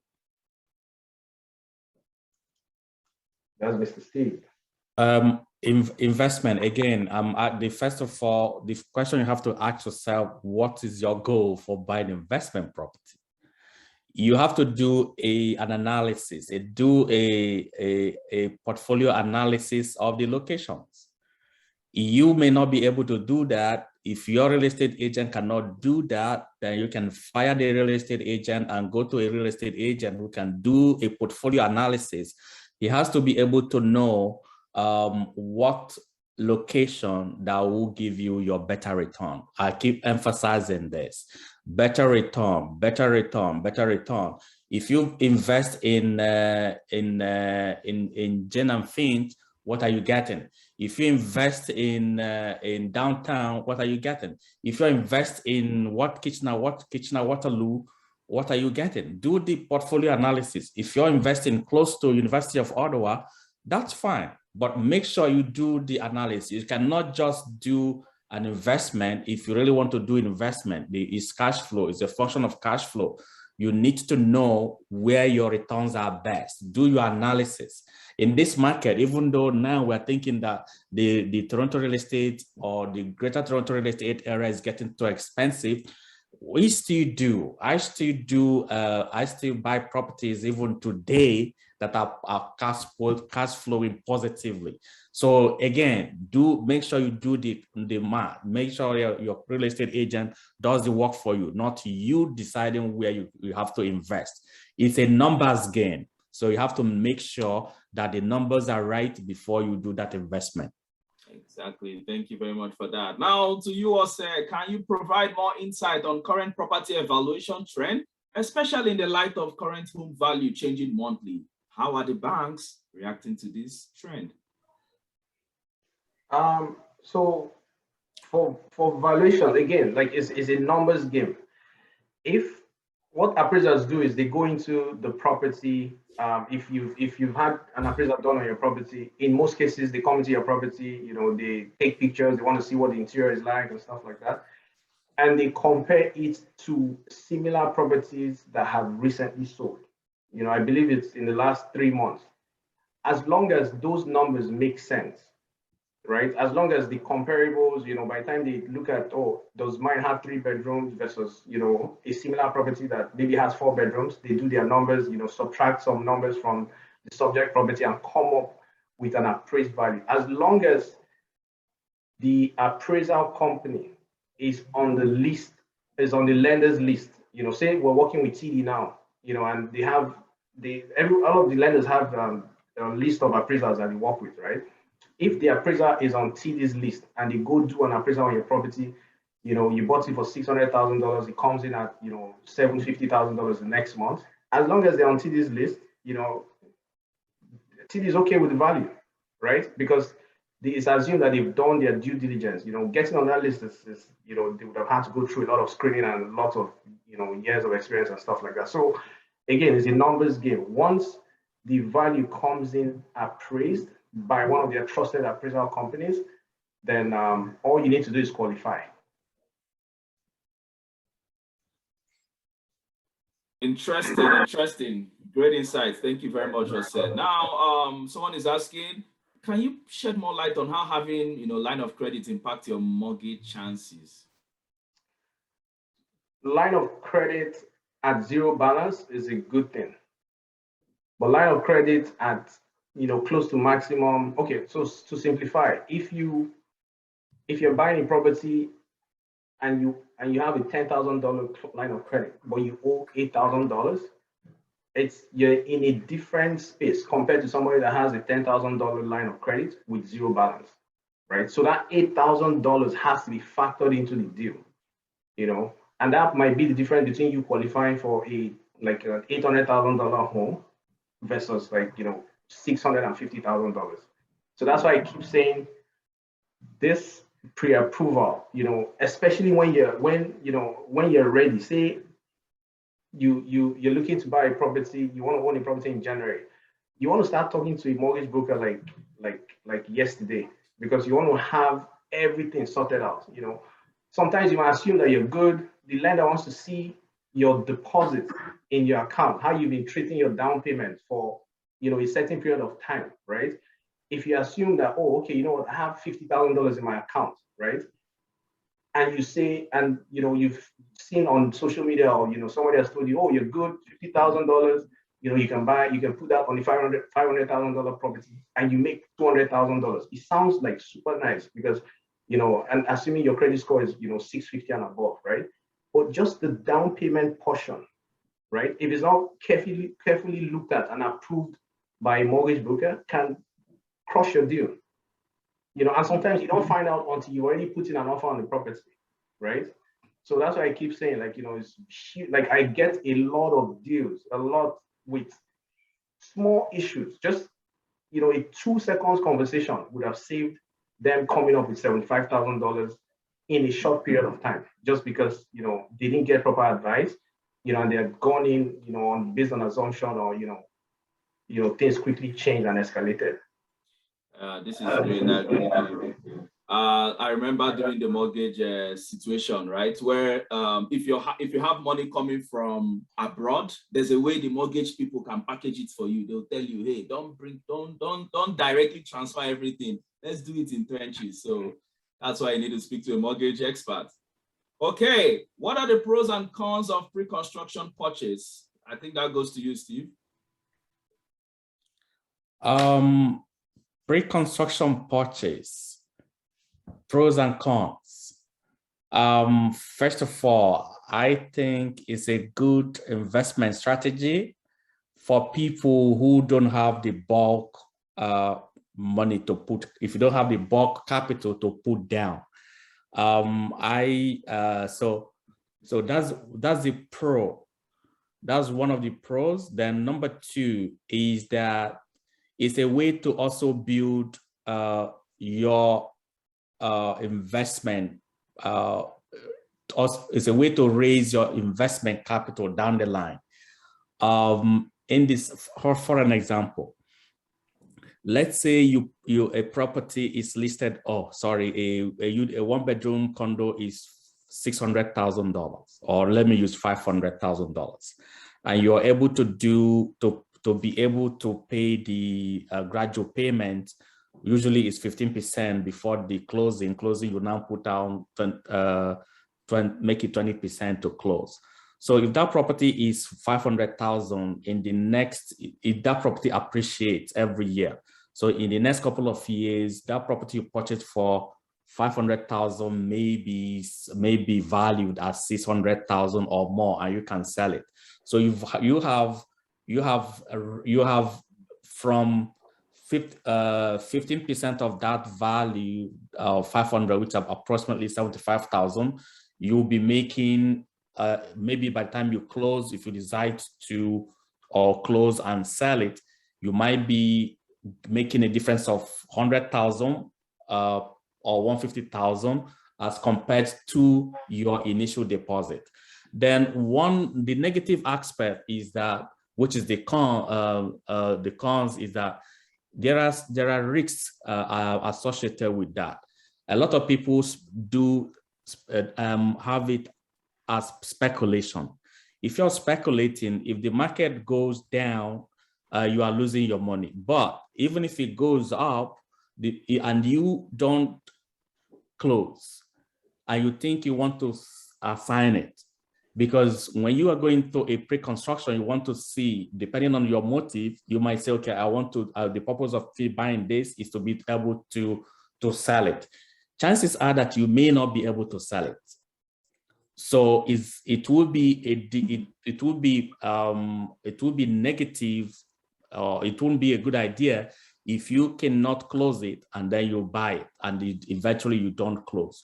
So that's a negative aspect. And then also, if there is no assignment clause, you might be in trouble. So always use a real estate agent to make sure that your real estate agent checks to make sure that there is assignable, in which case you can sell it before closing. But if you can't close it, if you can't assign it, you may have to close it, eventually sell it after closing. So there are other pros and cons, but let me just for purpose of time, because of time, let's leave it at that. Okay, thank you. That's really great. And I think we have some farmers in the house. Knowledge Innovator is asking, how is the market for farmhouses or land? Okay, Ose, or do I take that? Yeah, you can, just to quickly add to the previous question. So for pre-construction, there's not too many of those builders now, but you might come across a builder that's asking for just 10%, right? Between now, and however long they want you to keep putting those deposits. You also want to make sure that you speak to a mortgage broker, because 10% might be what the builder is getting from you. And a lot of people have this misconception, but it might not be enough for you to close the property, right? So you want to also make sure that, if you're doing 10% and you need to come up with 20% at the time of closing, you want to have that information in hand so that you can start working towards coming up with a balanced 10%, right? So very, very important, not necessarily what the builder is asking for would be enough to close the property. You might have to come up with more down payment, even if it's closing, 3-4 years down the line. Okay, thanks for that. Then the land, farmhouses and land, how is the market? Yeah, I'll let Mr. Steve take that. The farm real estate is a commercial real estate, and it's not. It depends on your question. It depends on what you're actually asking about. If your question is it a good area to go into? Yes, if you want to do farming. 2, but there are lots of issues. I've been looking for land to purchase for my client, which the offer just got accepted yesterday. But the point is that it took us 1 year to get to this level. The problem is, most of the land you're looking at, there might be lots of restriction. There might be environmental issues. There might be, okay, this land you cannot, you might think is a farmland. The seller may not be, the seller's agent may not be disclosing what it should be disclosed. And so you have to do your due diligence again. You have to make sure that your agent who is guiding you knows what to look out for. For example, in areas like northwest of Brampton, around forgotten the name of, if you pass Orangeville and you're heading like towards Guelph or thereabout, there were some lands listed, and part of the things we did to make sure we did a good due diligence was that we had to call the city to know what the zoning is for. If you blindly go into a land, you see, oh, this is a very big land, I think there's value for it, without making inquiries on the status of the land, on the zoning criteria, on a lot of an environmental perspective, you might be going wrong. So if you want to go into land or farm, is a good thing to go into, but some farmlands may have some restrictions. They might say you don't have to build anything on it. And some will say you are not even allowed to put a metal container in it.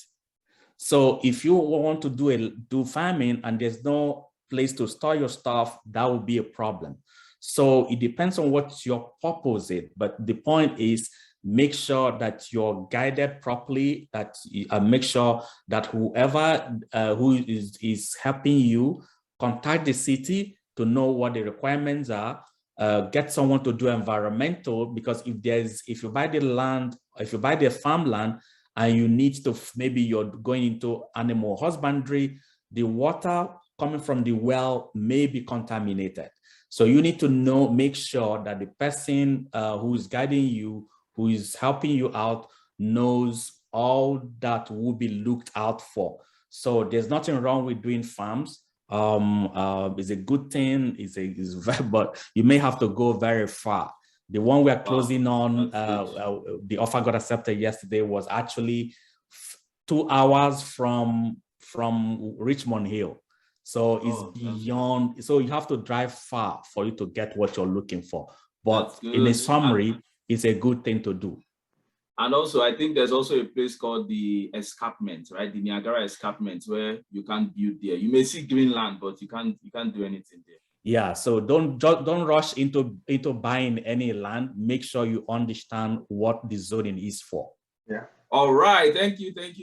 Let's run through the couple of questions. Remember, we are closing by 10 p.m. What's the outlook for real estate in 2022? The government talked about intervention and sanctioning houses with no occupant, as well as increase in interest rates. What impact will this likely have in 2022? I'll share my perspective, and then Ose will also share his. The point is, government make promises they cannot fulfill. They kind of want to dabble into solving real estate problem, and then they create more. Let me give you an example. In 2016, if you look at my chart, and you can also see the impact of that.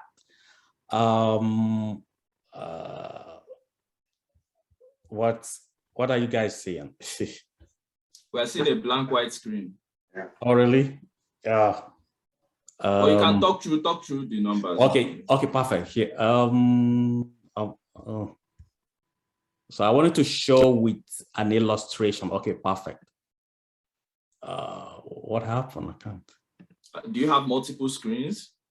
No. Stop sharing. Okay, let's stop. So I'm losing my thought now. So bring it back.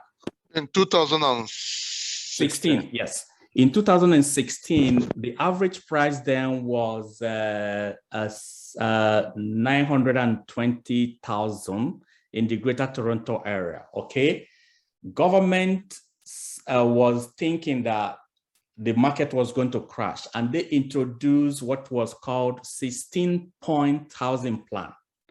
And one of the plans was to do the stress test. So the stress test got into play. They also said they're going to build lots of houses, which from 2016 to now, they haven't even started anything. So the ones they've started in are in few areas. It's not those projections, those promises don't work. And they say they're going to do, if you look at they're trying to do, if you research places to grow, places to grow has been a long-term proposal of the government. The essence is to make sure that all the remote areas, the outside of GTA, that they will be connected. They haven't really done it.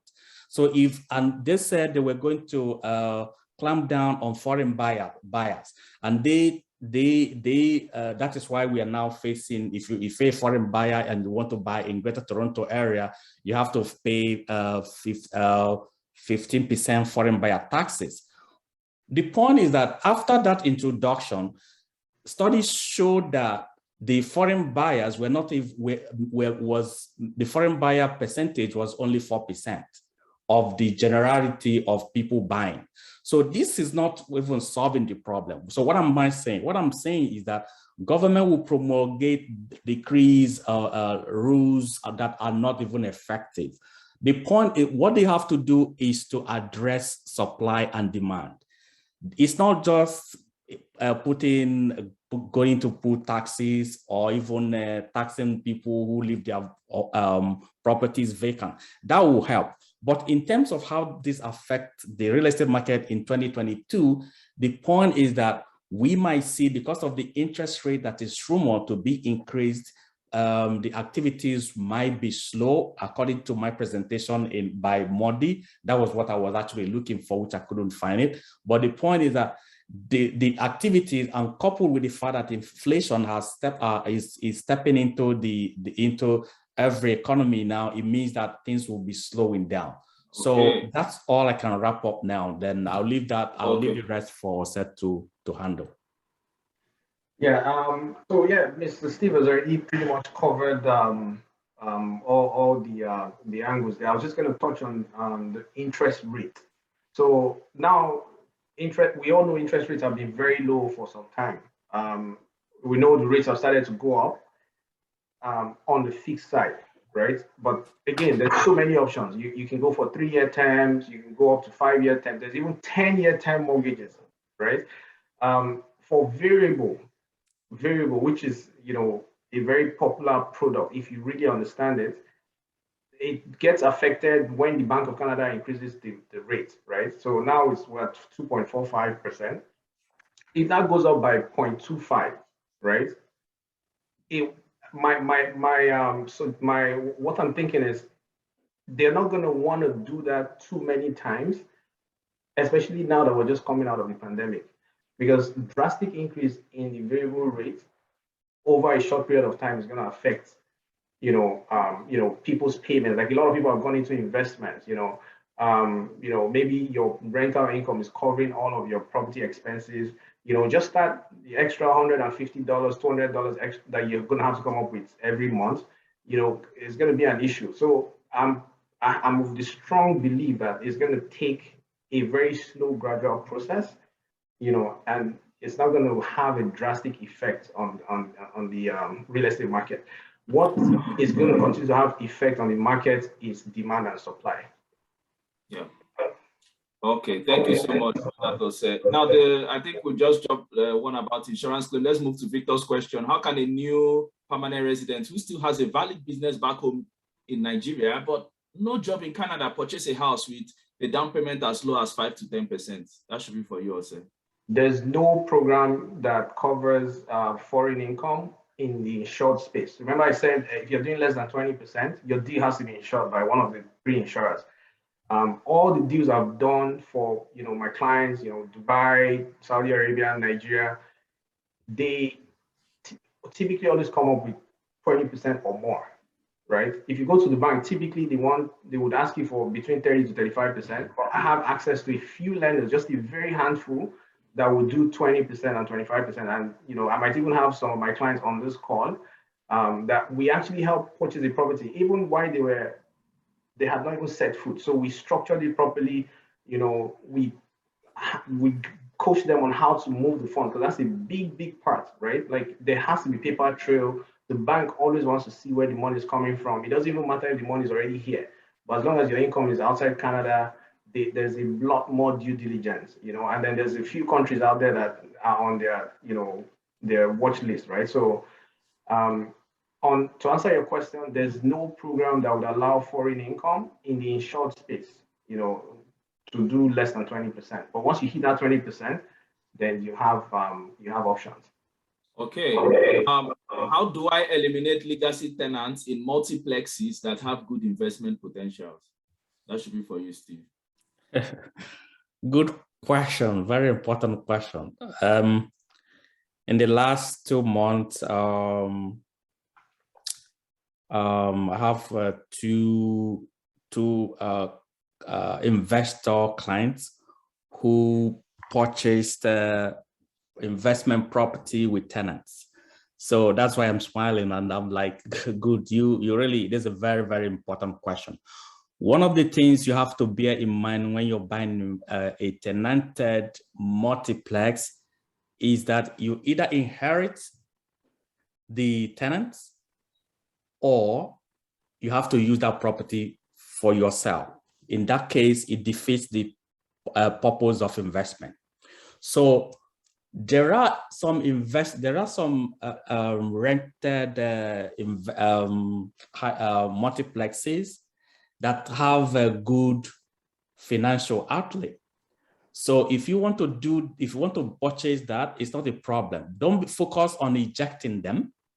If, for example, if you do your math, if you do your pre-approval well, and Ose gets you a mortgage for you to be able to put 20% down, and you look at the financials of that investment property, if the financial makes sense and you can cash flow positively, when I mention cash flowing positively, it means that the rent you're getting from that property covers your mortgage, your utilities, your insurance, and at the end of the day, you have, at the end of every month, you have $1, $20, $100 of $1,000. That is cash flowing positively.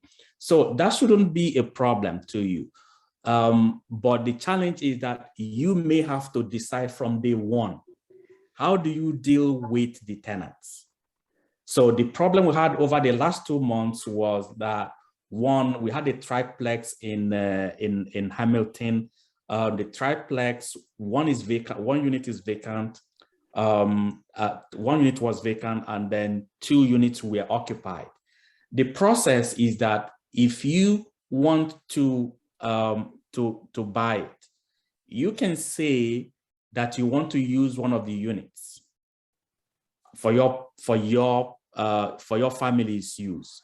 But if you have to make sure that when that property is purchased and closed, you have to stick to the fact that you're using it for your family. If you don't, and you eventually kick out the tenants, they will sue you to court.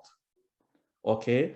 Or, and again, not just suing you, you have to indemnify the seller, because the tenants may sue the seller and not yourself.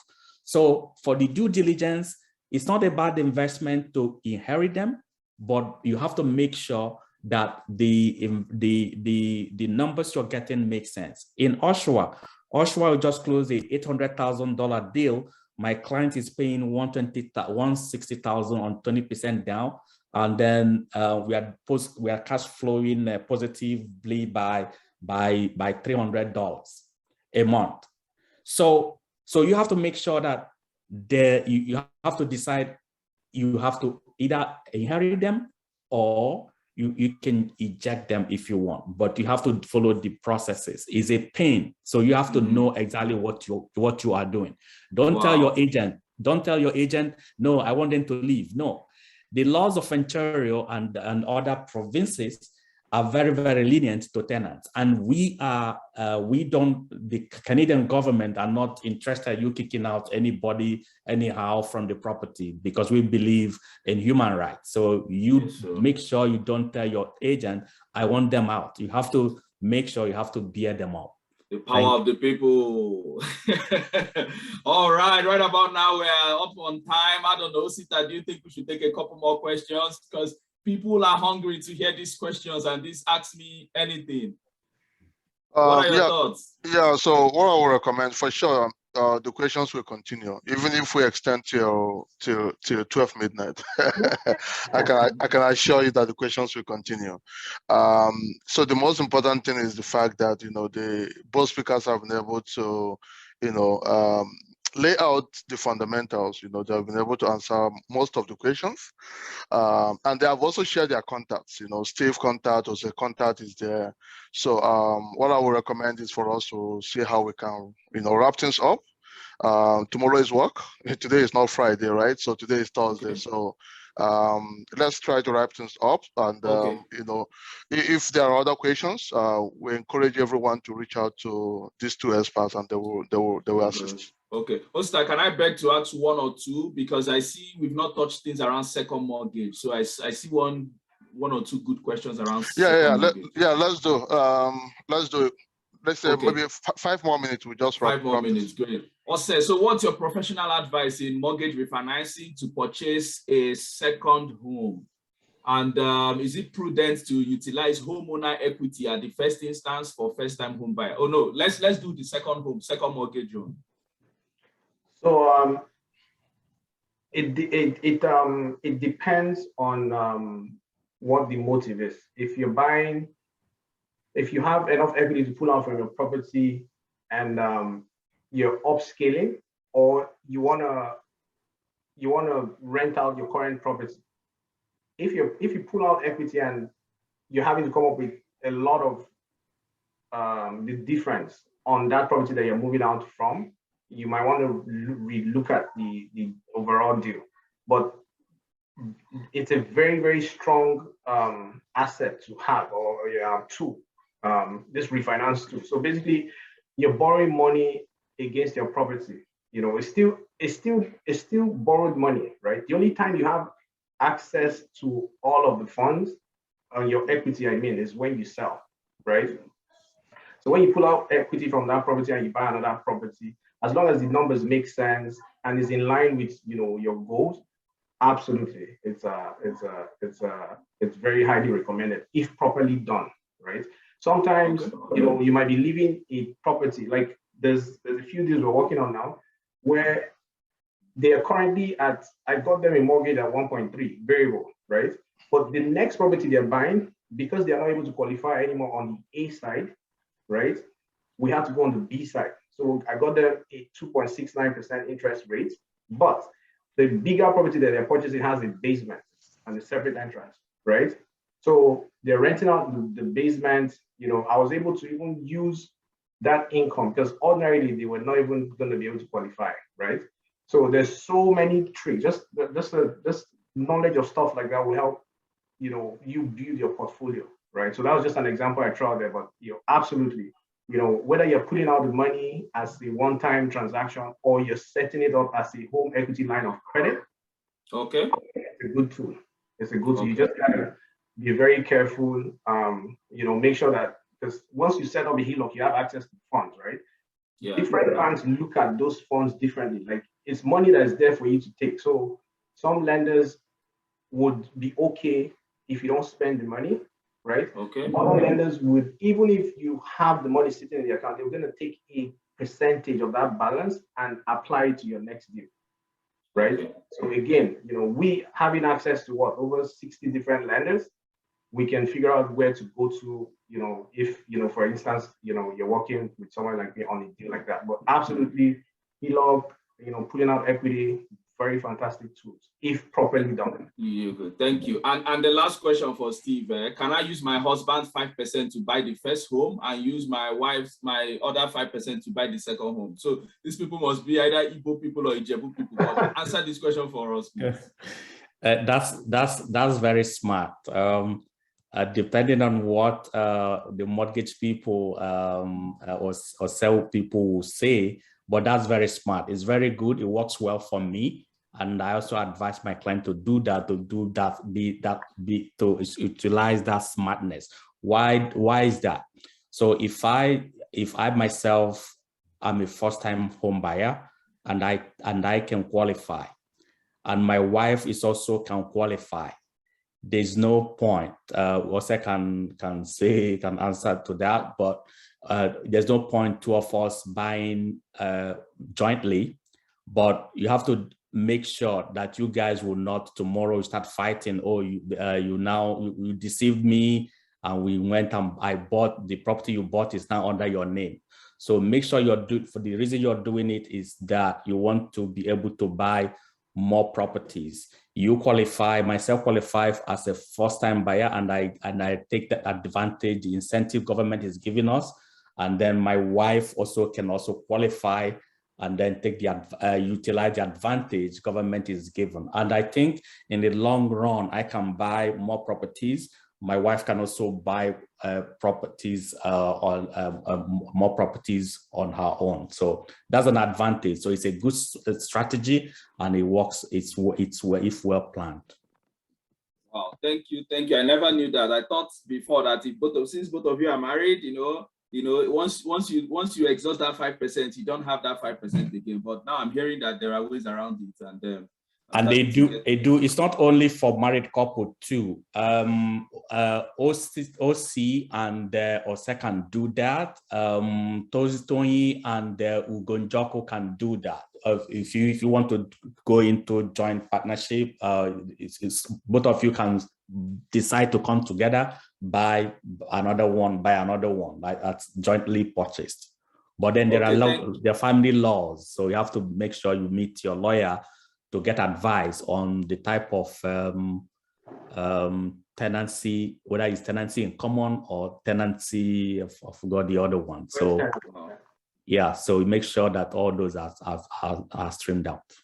Interesting. Right about now, we are coming to the end, but before we also give the vote of thanks to I want us to do something, guys. So let us all, I want at this moment, let's put on our videos just for the gram as well. Let's just see each other and just take a snapshot. So please put on your videos, guys. Let's see your beautiful faces. I see Isaac's video on, Tommy is on, Prince Adebayo. Who else? Guys, put on, Terry is there, Terry Osude, I see you. So please put on your videos. Let's recognize you. Let's take a snapshot for the gram.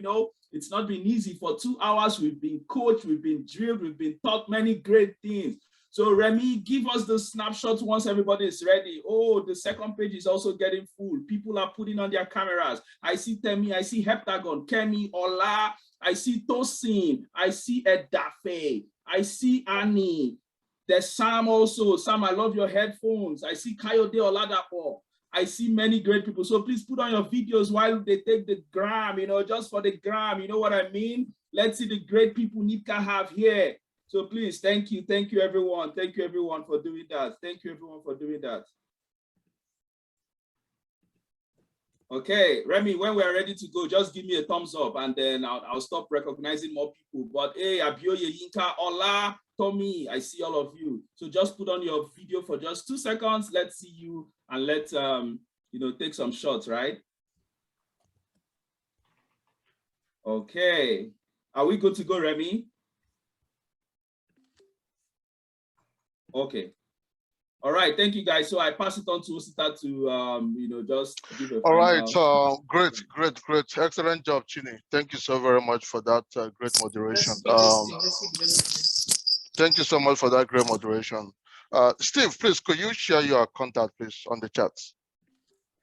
Okay. On the chat, yeah, just just place it on the chat for those that are asking for it. This has been an interesting.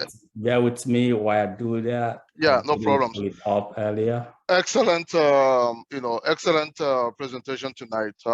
Thank you so very much, Steve.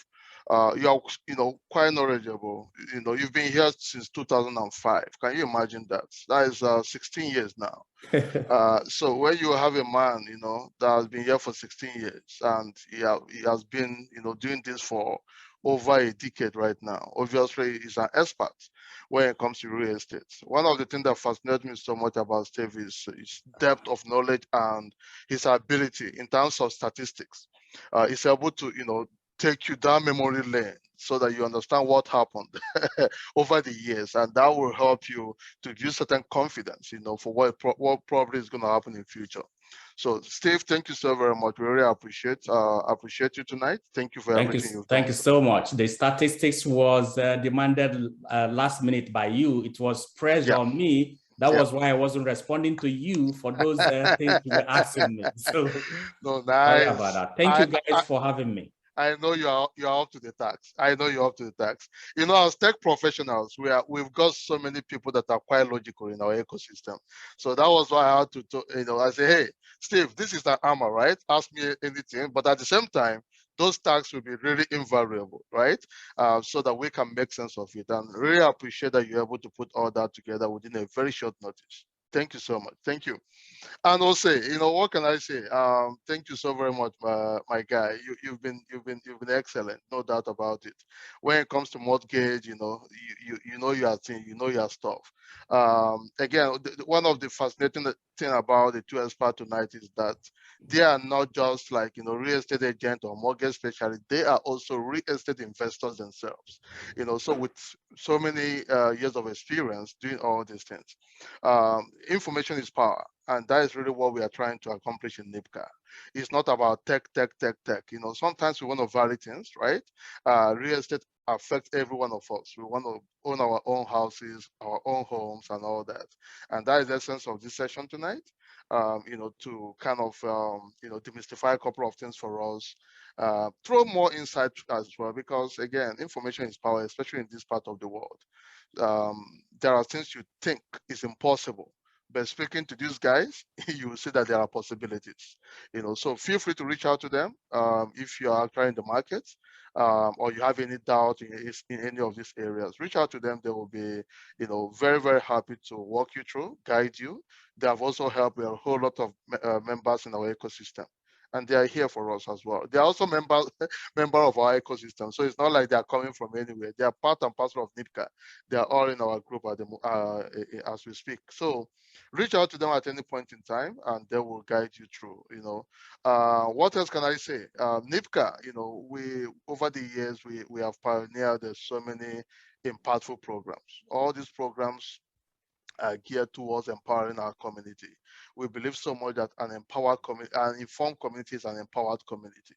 So we want to make sure that we empower our people so that you have everything you need, especially the newcomers. You are new here, you are thinking. In fact, I was discussing with a member that told me, oh, I thought I need to spend 2 years in Canada before I buy a property.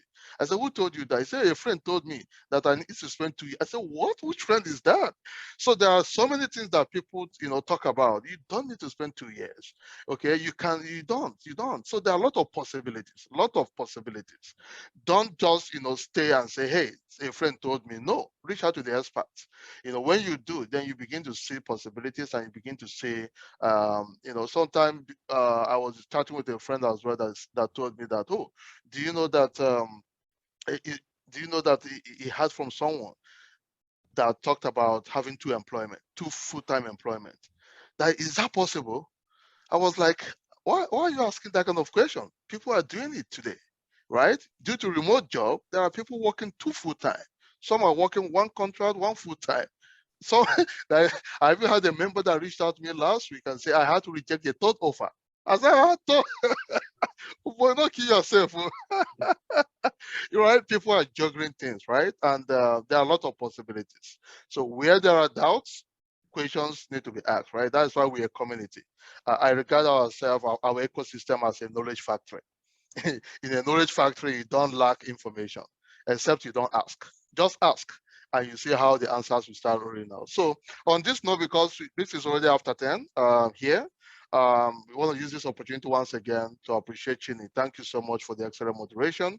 Ose and Steve, thank you so very much, guys, for the excellent job tonight. You guys have really enriched our community. You've enriched us with great information. And, what else can I say? Guys, this is the last masterclass that NIPCA is putting together for the year. We've done so much, and it makes sense to use December to kind of, see how we can, use the remaining part of the year to plan for 2022 programming. Well, we've got one powerful program coming up on the 9th of December. 9th of December. Remy, we share that link right now in the chat. A powerful program which has to do with what you can. If you think you can, you can. So we want to use our opportunity to showcase, some members of our ecosystem that are. Sorry, someone said I don't want to share my contact. I can't find my business card, so that's why. You are. Oh, you can just put your number and your just name. Put your number there. Just put your number or your email address. We can share we have your business card which we can share via email after now. Okay, but just put your phone number in case maybe somebody just want to buy something probably this night itself. So you never can tell. You just get a call right away after this. All right. So what I'm saying is that December 9th, mark the dates. 7 p.m. December 9th. 7 p.m. December 9th. It's going to be a powerful one. And we're going to be wrapping up things with a powerful music. So come listen to some of members of our ecosystem doing great job in terms of their career, encouraging you, telling success stories about how they were able to navigate the Canadian workplace and how they were able to succeed and crushing it, right? So we want to motivate ourselves even as we prepare for 2022. Come prepared December 9th, 7 p.m. And there's going to be lots of music. Let's dance into glory and success, as we get into the year 2022, guys. From me and on behalf of NIPCA and Black Tech Ecosystem, we want to appreciate each and every one of you guys. And again, if you want to make some noise in the chat, that would be excellent. Make some noise for Steve and Ose. They have done excellent tonight. Just make some noise in the chat, whatever you want to say, whether you want to say it in Yoruba, English, Hausa, Igbo, whatever language you speak. Just appreciate these guys for the wealth of knowledge they have shared this night. I appreciate them, guys. I've seen someone saying, yeah. What is yeah?